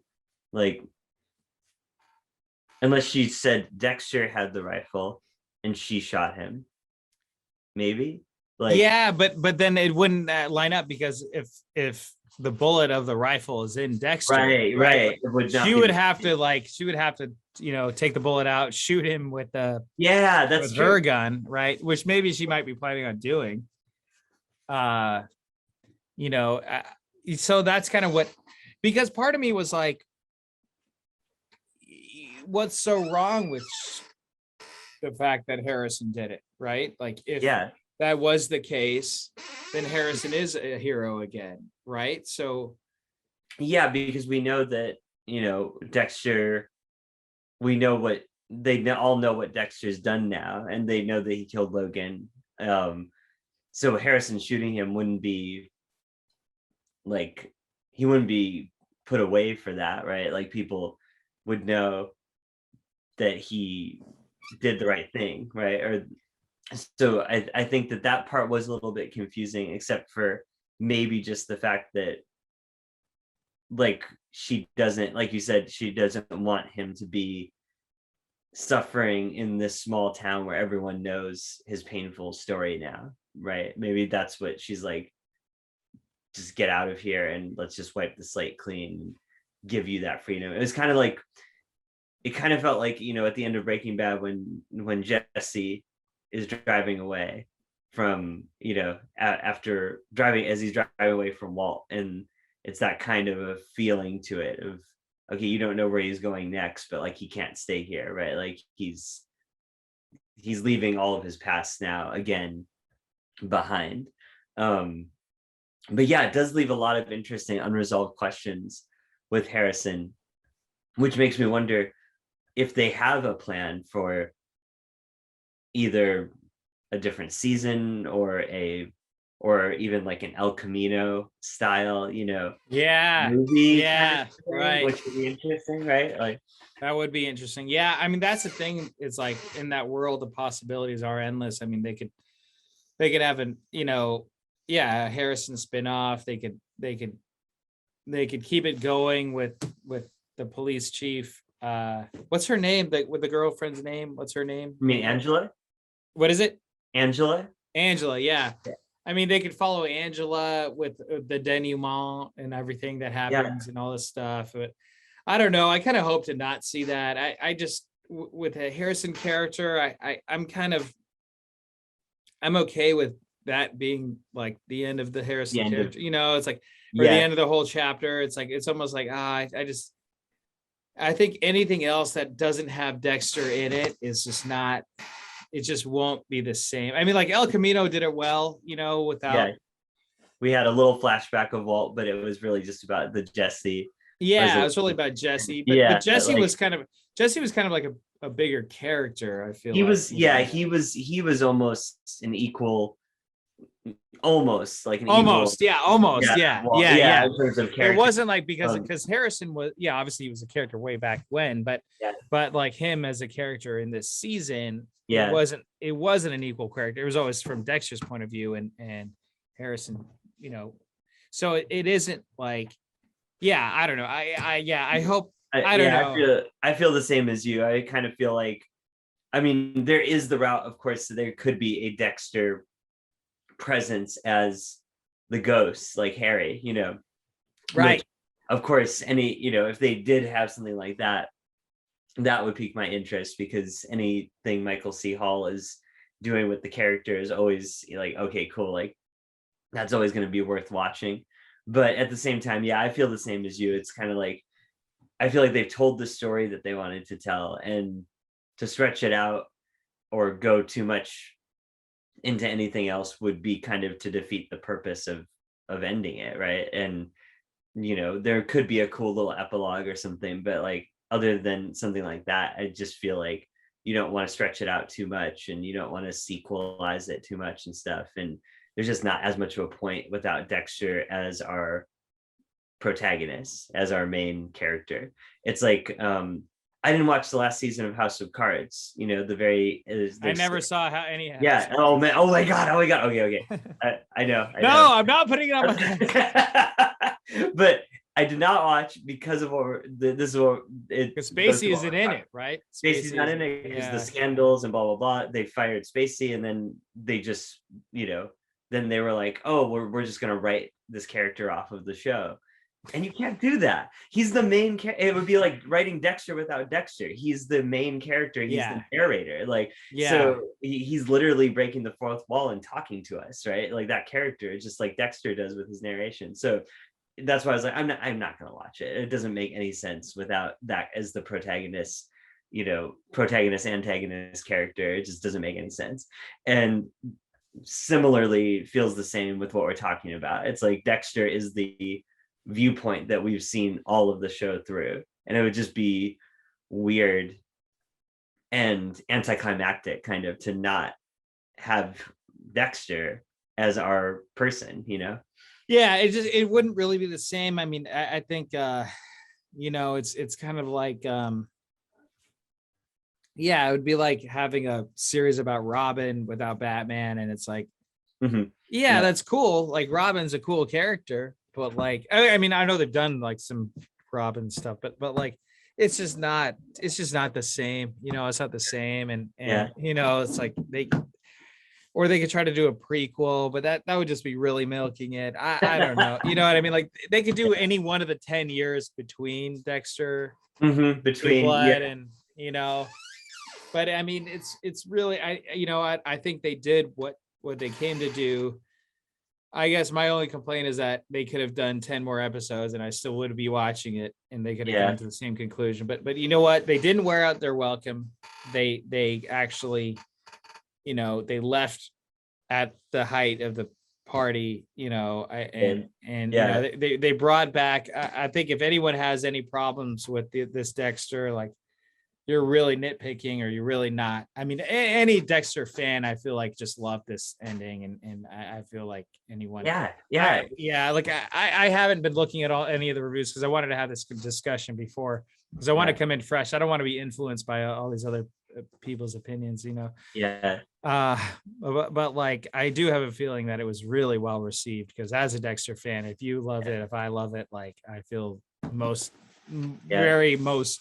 90% of all the Dexter fans will love it. So I'm going to tell you something that's going to blow your mind, but I really respect your restraint, but I don't have the same restraint.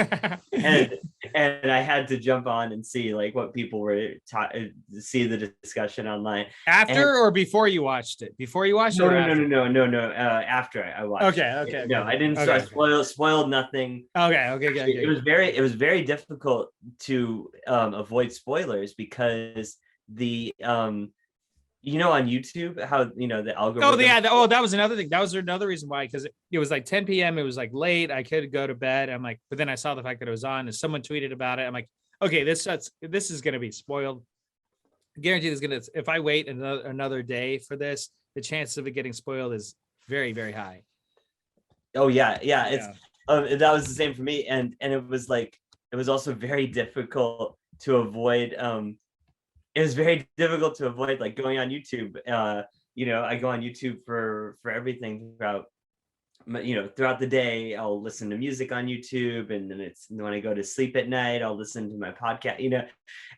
But I was like, I have to avoid even looking at YouTube because it'll show like review, blah, blah, blah, and you know, or even like.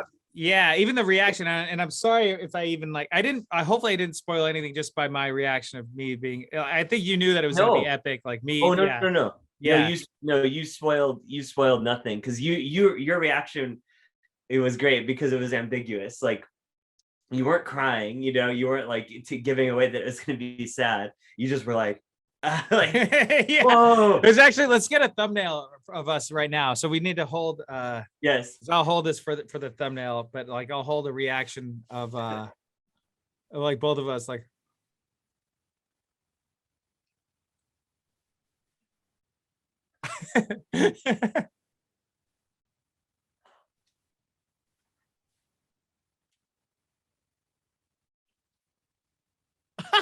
all right, cool. I think we got something. One of those is gonna be the most epic thumbnail ever. Yeah, it will be. Yeah, dude. Yeah, man. It's. But wait, what were we talking? We were saying avoiding spoilers. Oh yes. Okay, so I'm gonna blow your mind with this. I'm really curious to hear how you respond to this, though. The internet, the fans, it's like crazy divided right now. Like what? It's crazy. It's still divided, and in fact, there's some people who are coming back. People who hated you know how season 8, how it ended. That was so controversial, and there were so many people who didn't like that. Now there's people coming back, and they're like, I wish they just left him as a lumberjack. Like I would, and now they're upset. No, that is, dude. That's that's like a literal case of damned if you do, damned if you don't. It totally is. Yeah, right. Like I guarantee you, so many of the same people were probably the people who were like really clamoring for, you know, when it ended as it did before, who were clamoring for like, what? We got no fucking resolution. We don't get to see any payoff of Bay Harbor Butcher. We don't get to see him die or any, you know what I mean? And now it's like, and now they're upset because there's a tragic resolution to it, you know. That's what I've been noticing. It's like damned if you do, damned if you don't. I mean, there are some people who have legitimate critiques, right? Like there are people who said they liked the ideas in the finale. They just didn't. They thought it should have been 2 episodes or 3, and they thought it was rushed, or you know, certain things they felt like didn't make sense. Well, that's kind of what we were saying. Yeah. Is that like they could have drawn it out at least 2 to 3 more episodes, and right. and you know, and came to the same conclusion. And yeah, it did.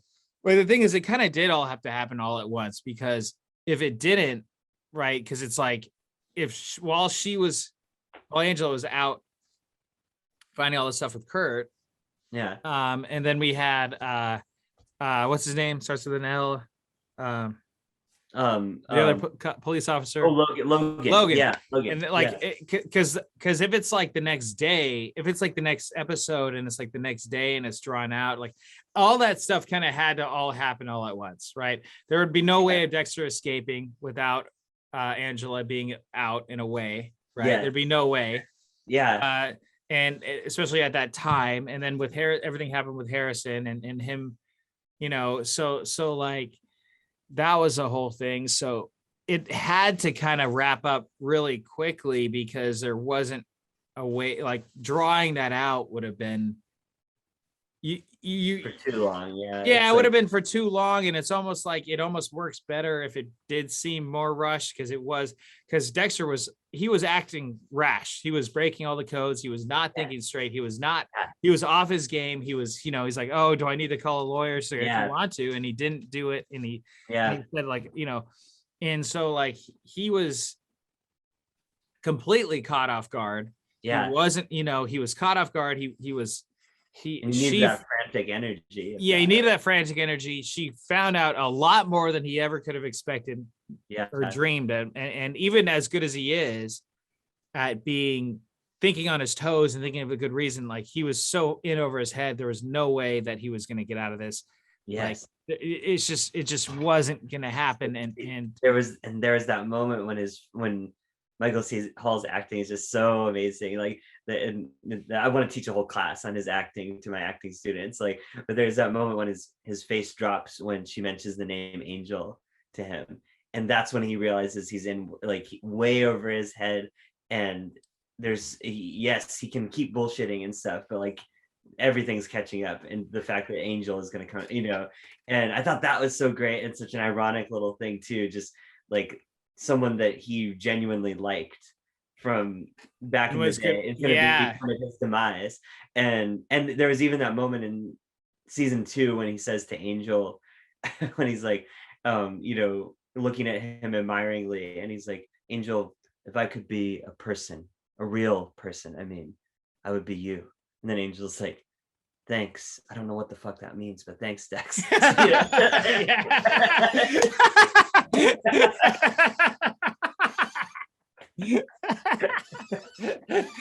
Dude, yeah, going back to like some of the there were some classic lines in this season too, when he, especially the one that we were talking about when he was at the wrestling match, and he's like, what did he say? He was like, he goes, real people are so. Oh yeah, when he's like look at all of them, all of these parents encouraging their children to commit violent acts against one another. Normal people are so strange. Yeah. Normal people are so strange.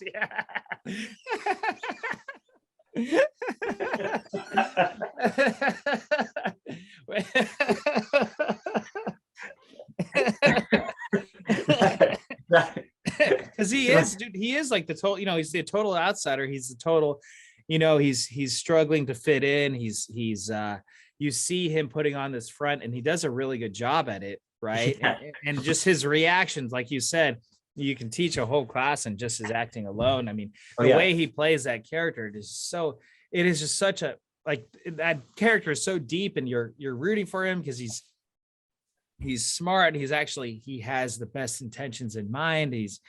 You know, he's not, you know, but it was that thing though, where it's like when Dexter starts doing, when he kills Logan, and then it's like, oh, then they show the flashbacks to the police chief, and then who I didn't actually like anyway. I'm glad they you know. You mean LaGuerta? Yeah, LaGuerta. Yeah. No, rewatching in season 1 reminds you just what a terrible person she used to be. Like, yeah, right. Yeah, like, she's like I don't want to say what type of guy she's like, but yeah, no, she's like I don't know, but then like, no, you know what, he actually did do a lot of bad stuff that, you know, especially though killing Logan, and it was like, oh, he gave me no choice and stuff, and it's like, well, you know, he had a choice the whole time, and that's his manipulation Yeah, you know, that's his he justification of it. Yeah. he gave me no choice, like he didn't have a choice other than to murder him, I think then you're like, oh wow, no, he actually isn't good. He is not a Yeah. good role model. He did do some bad things. He is way in over his head. He's being Yeah. frantic. He's there's no way, he's trying to get away. You almost don't really want him to get away. Like, oh, I kind of want him to get away, but you kind of want him to at least, Yeah. right. Yeah, So after that moment, it's after that is that crucial moment, right? When he does that to someone who's such a good guy like Logan, and you can't root for that, right? And no matter how much we love him, like we can't root for that. And that's another thing that has stirred a lot of complaints with fans, because there a lot of fans have said that's so completely out of character, or he would not do that, which I get where they're coming from, but like we said, it's supposed to be, right? Like it's intentionally part of his arc in New Blood, but also if, like you said, you go back and look at like LaGuerta, for example, horrible person, not cool person like Logan, right? Not someone we like per se, but does not meet the code at all, right? She's not a killer. She hasn't done anything that means she should die. Right, and the only thing he was ready to kill her, and the only thing she did was kind of her own job, which was like what she should have been doing anyway, right? Yeah, like, exactly. You just don't like her because she was, well, but like, it is a whole thing where it's like, you don't, and then also just with Deb's destruction was because of Dexter, so it's like, Deb's whole that whole thing was because of Dexter, and she became really bad and she went off the rails and she didn't deserve to, end up how she did, so like that was, you see all that stuff that he did that wasn't good, that you can't, you kill one person, you can get the death penalty, and he killed multiple innocent people that, and again, like that was out of character, of course, because he was desperate. There was no way out, even for Dexter Morgan, when you're in jail. Like he's not gonna get out. He's not gonna like magically. He's not David Copperfield. He's not gonna like, he's not gonna just reappear. Or even like for like, as you said, for the creator, that makes sense that they wanted to show that he wasn't this, he isn't Superman. He's not Batman. He's not this superhero where he just gets away at the end of the day. He's not going. And that would completely diminish, like, well, what would be the point of anything? Because if he just gets away with everything, then anyone can get away with anything. And then, so it is just like, it is. Again, I think that might be just the fans being so upset that, one, the season's over. Two, they don't get to see, well, more, one, the series is over, and they don't get to see any more of Dexter. So I think that's why, and also that it's such a great season for them to say like, oh, I wish it just ended back where it was. It's kind of like, well, they got their own hopes up and only to be crushed again, and now they're mad at that. Right.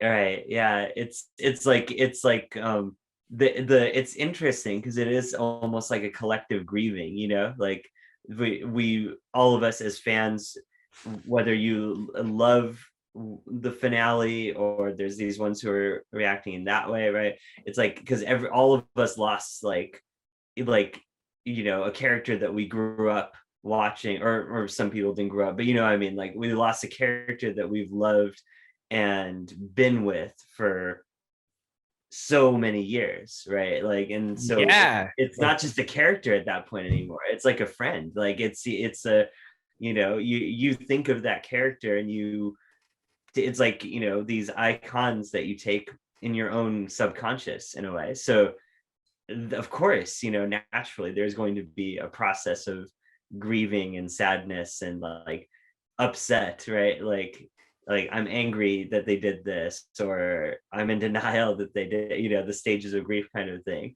right? And even as someone who thought it ended really appropriately, like when I woke up this morning thinking about it, I was kind of like in a sad mood. I was like thinking of the song that they played, and I was thinking of the whole thing again. I was like replaying it in my head, and I was like, oh man, it is emotional.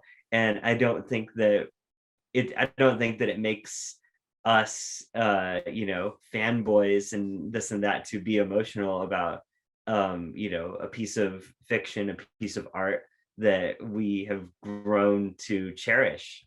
I think that television, it's like cinema, it's like anything, like that's a true piece of art like that, right? You carry that with you. So yeah, it's everyone is going to have all these different emotions. I just hope that right now, like, the wound is so fresh, and I hope that people can come back with a little bit more of a neutral perspective once they've done grieving and see what it was supposed to be doing, and hopefully respect the work that the writers and directors and actors put into telling and completing the story.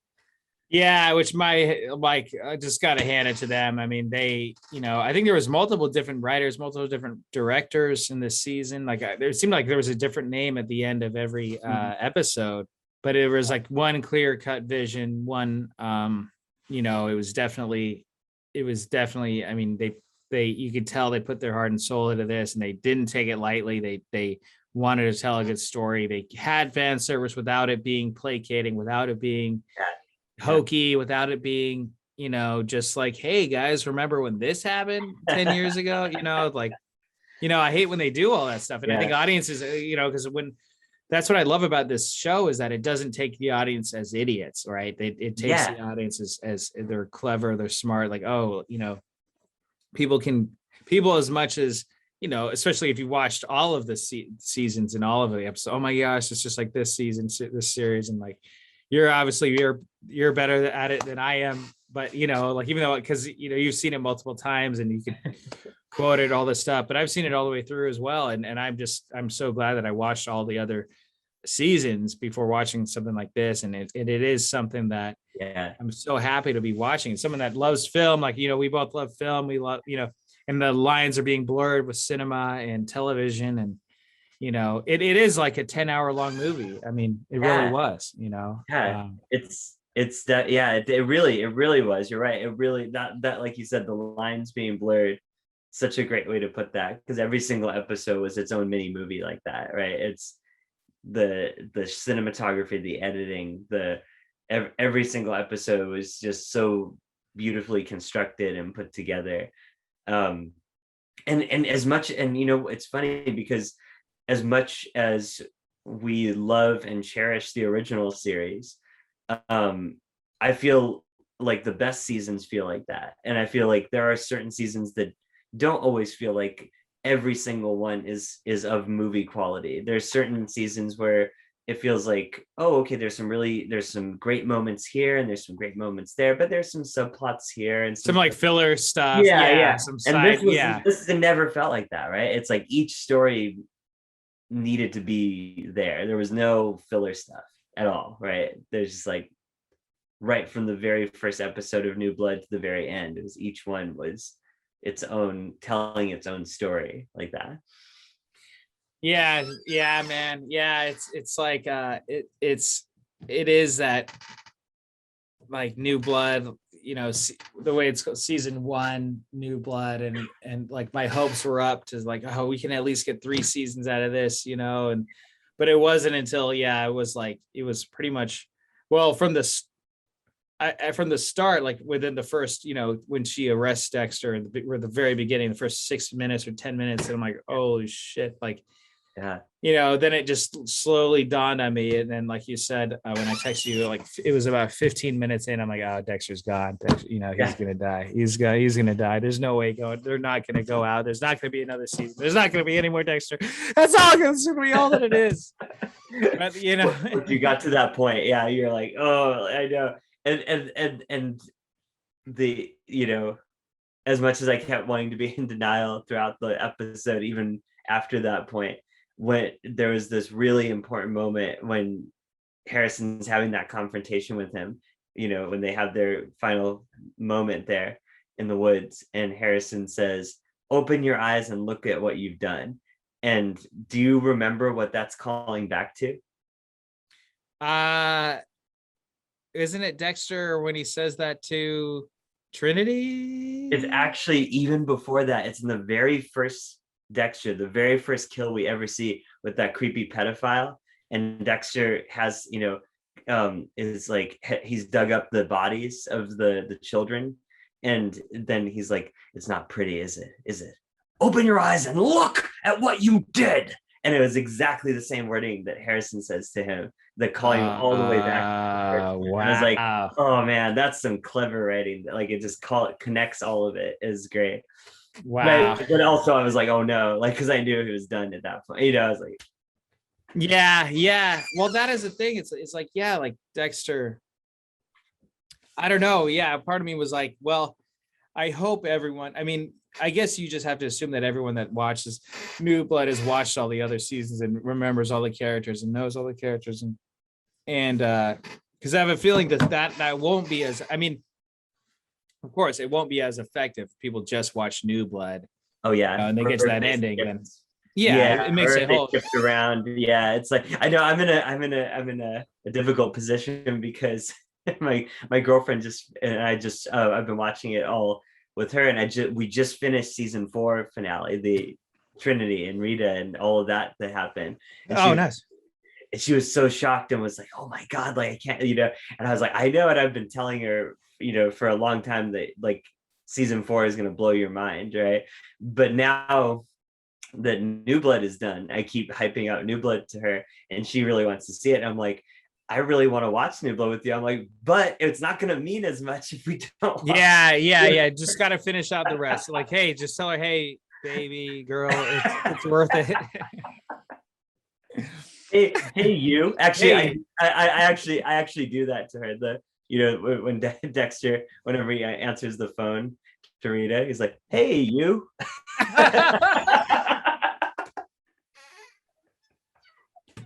Of course you do that. Dude, that's fun, man.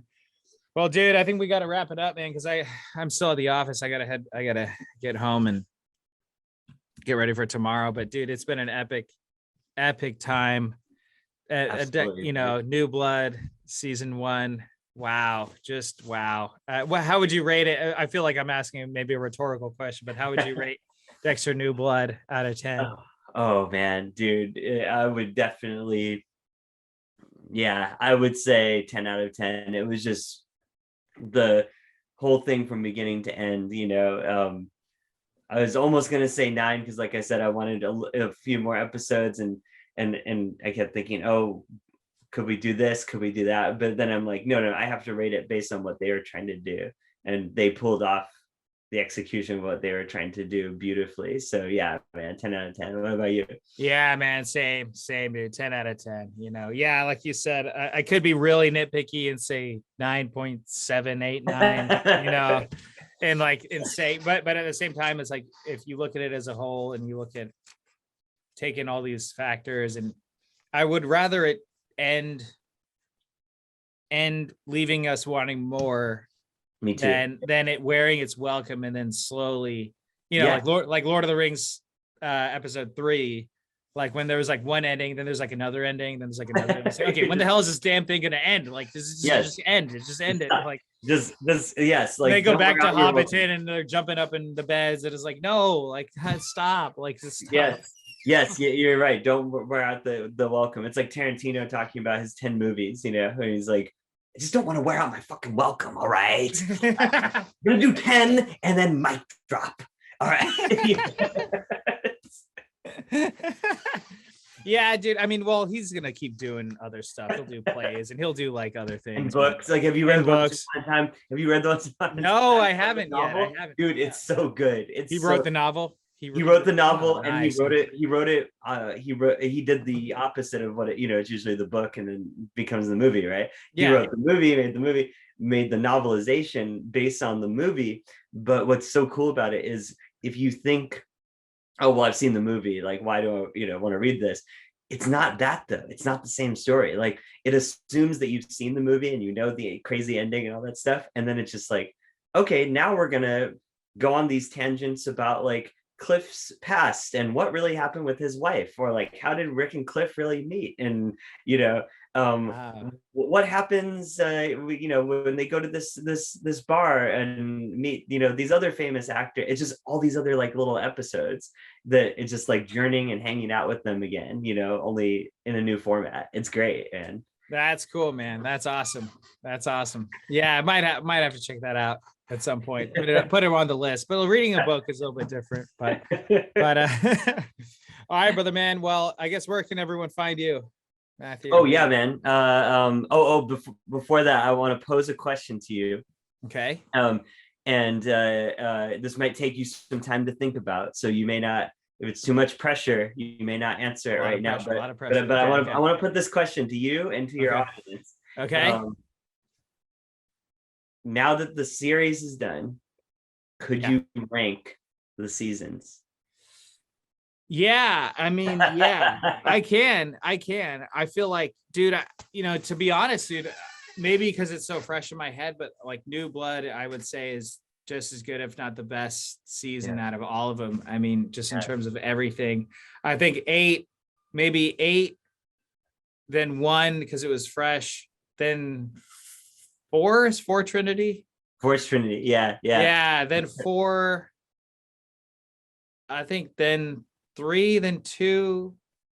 Yeah, 3's Miguel, who I love the Miguel season with Jimmy Smits. And I love 2 with Lila and Dokes. Yeah. And then probably like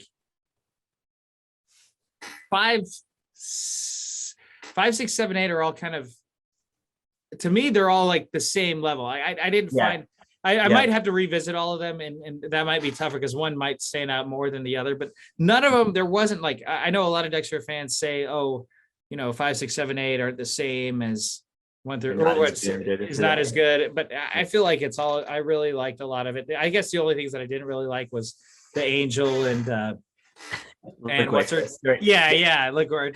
like that love, the side love story. I just didn't care for that side, but I see why they did it. And as that story, and especially bringing Angel back, and that was cool seeing Angel back. Like, oh yeah, and when that was a cool moment too, and he's like, my wife, my lieutenant, thinking back about Maria like that. So that was a cool little callback. That totally was. And if you were to think about that, like if he were to be mulling over all those years, after all those years, like what if she was right? What if he was the killer? What if he, know that he was probably thinking about all these things, right?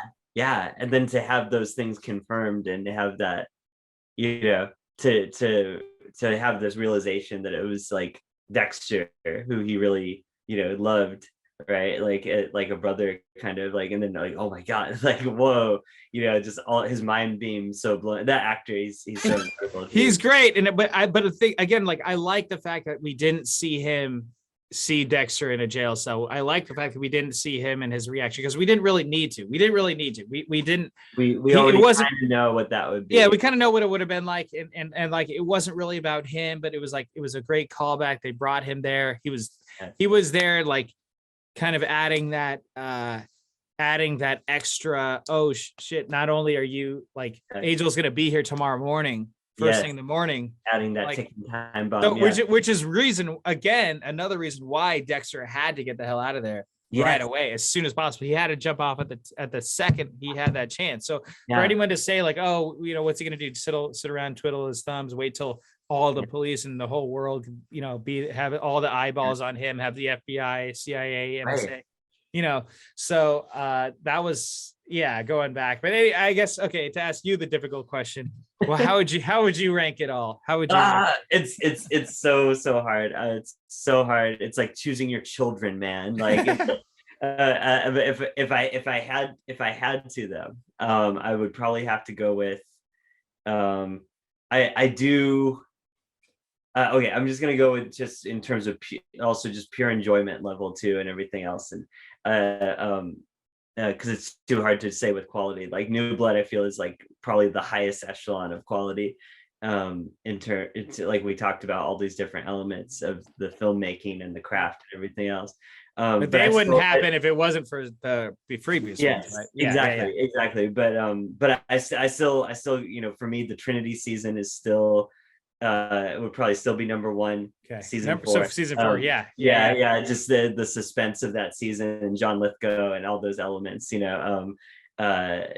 I could just always rewatch that season. It's so much fun. We watched me and my family are so crazy. We watched the Thanksgiving episode every on Thanksgiving. It's, no one said you were thankful for me. Did you say you were thankful for me, Jonah?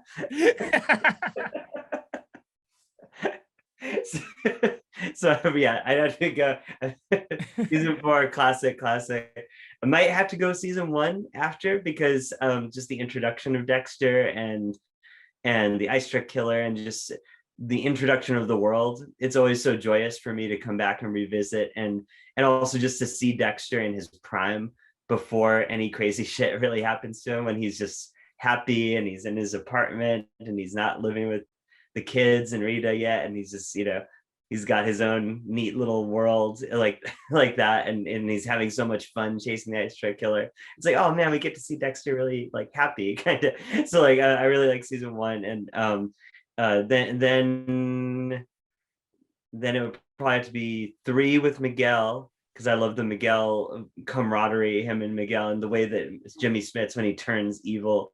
Wait, sorry, which one's Miguel? Why am I? Miguel is the DA, the one who's like the Cuban, DA guy. He's the district attorney, and Dexter like kills his brother by accident, and Miguel befriends him and is like trying to figure out more about Dexter, and he realizes that Dexter ended up killing like this drug dealer and stuff, and then he has Dexter, like he realized he's really smart, and he figures out like Dexter has been doing this for a while and he wants him to teach him, and Dexter, oh yeah, okay, yeah, I remember that goes totally crazy. Like I just love that whole concept of like, can Dexter have a friend, like can he be a normal person?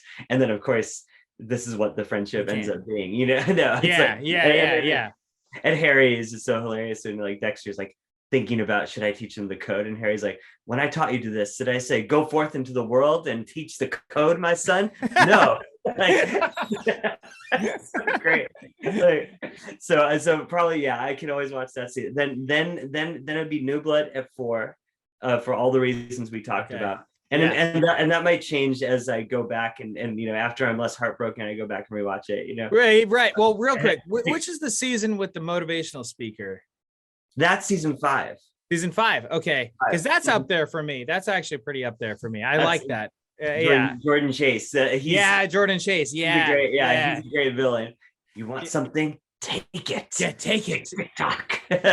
Yeah, like I like that only because I really love the whole, like, someone who's a public figure, who's like someone who everyone loves. It's kind of like a Jim Cunningham from Donnie Darko. Yes. Patrick Swayze type character. Yes, totally. And so very like charismatic. Yeah, charismatic guy that has this huge fans. Like that is, to me, that's up there, just because I really love that villain. And it's funny you say that, because that was one of the multiple influences for the Steven character of mine in Bullets, Fangs, and Dinner at 8. Like the just the idea of a public adoration and being a complete monster, Oh, nice. Yeah. Oh, that's great. Yeah, dude, that's brilliant. That's brilliant. If you guys haven't seen Bullets, Fangs, and Dinner at 8, you can watch it on Amazon Prime. Watch it. And soon to be on YouTube. Soon to be on YouTube. Okay. You guys heard it here first. Soon to be on YouTube. Awesome. Why not, dude? You gotta put it up there. Man. But no, that was definitely great. Probably go season 2 after that, which is Lila and Dokes and the Bay Harbor Butcher and all that. Like that would be, I love that season. I thought that was fantastic. Then season 5, which we just talked about, for all of those reasons. And also I love Lumen too. Okay. Oh yeah, Lumen. That's right. She was really great for Dexter, and I wish that they had hot. continued. She's fantastic. Then 7, which I thought was really good, with Hannah and with Isaac, the mafia guy. Oh yeah. And Deb finding out and everything. That was like there's so many crazy things happening in that season. And then probably 6 and then 8. although it's kind of I'd have to rewatch those two again to see, honestly, because I haven't revisited them a lot recently. Probably 6 and then 8. Yeah, probably. Okay, so 8 is your lowest then. It's probably the lowest. Just, well, not because of the finale though, because as we talked about, I did not feel like the finale was this horrible thing that everyone, that people seem to think it was like the worst finale of all time. Yeah, it was it more of like that stuff that happens with Deb, the stuff that happens that leading up to it. Yeah, it was the build. It was just the build up. It was like that bugged me. It was like I felt like they had a really kind of epic, almost where it could have almost been a final season with season 7, with Deb finding out who he is, with Maria reopening the Bay Harbor Butcher stuff, like Dexter finding, another serial killer that he's in love with. Like there's just kind of all these things where it felt like it was, building to this big thing. And then it felt to me like season 8 eventually got back there, but it felt like for a lot of the middle of it, of season 8, it felt like they just kind of held the brakes a little bit too much, where it was kind of like we're building up to this big thing and then we're kind of just like waiting around, not doing a lot of big things for a while. There's a lot more filler stuff happening, and then they got back to it at the end, but I just felt like there was too much in between where I was just like, okay, it's the last season, guys, like, yeah, like, so come much on. more we can be doing. Like, yeah, I see what you're saying. Yeah, well, that's fair. I mean, still, even like the worst season of Dexter is still a great season of any episode, any TV series. 100%, which is why we're here, right? It's yeah why we're here all these years later. So I'm actually here because of you, Matt, because you told me so many times over so many years to watch Dexter. And then I love it. I passed the code on to you. Thank you. Go forth, my son. Yeah, no, it was perfect timing though, and it's like I knew that there was going to be the right time, and it all worked out that it was all bingeable and everything, and because that's the way I am. It's like I'll just binge, I'll just watch. I think I watched as soon as I started watching it. I think it was I think it was 2020 when I watched it all. So not that long ago. Oh, so it was really pretty recent for you. Yeah, I think so. Or no, maybe it was right before 2020. So you caught everything after it was all way done. Yeah, but I didn't. All I knew is that people didn't like the ending. Yeah, but I didn't know anything else. I didn't know anything else, and I watched it fresh, yeah. So, but I do want to revisit all of it now. I want to revisit New Blood. Now I'm like torn because like, should I just go from season 1 and watch it all the way through with New Blood? Do I watch New Blood through all the way through right now and then go through all of it? That's tricky. That is tricky. It is a lot. Yeah. Yeah, to me, there's something very fun and heartwarming about like going back to season 1 and then finding your way back to New Blood, like taking the journey again, and like getting to see him alive again, knowing how it ends, but getting to go back and see him alive and thriving in season 1 and get there is, it's really interesting. Yeah, man. Yeah. Overall, though, such a great show. So much fun watching. Yeah, I feel like I don't know. It's like right up there with I think this and Breaking Bad are very similar in terms of quality, and they're right up there. And especially with New Blood, I feel like it put it up to that conversation where you could say what's the best. Now you could say like what's the best. Because I would say like Breaking Bad was like 5 tight, solid seasons. Yeah, beginning, middle, end was great. Then now with Dexter, New Blood, I think whether you like season 8 or not, like New Blood kind of hopefully can made up for a lot of people's fans' frustrations with the season 8 and have it is a tragedy. It's a tragic story. It was like Walter White. He's gonna eventually die. He has to. Like he can't. Yeah, he's not gonna right off into the sunset and beat cancer and keep being Heisenberg, Yeah, right. Yeah. It's Breaking Bad. It's not like Breaking Good. It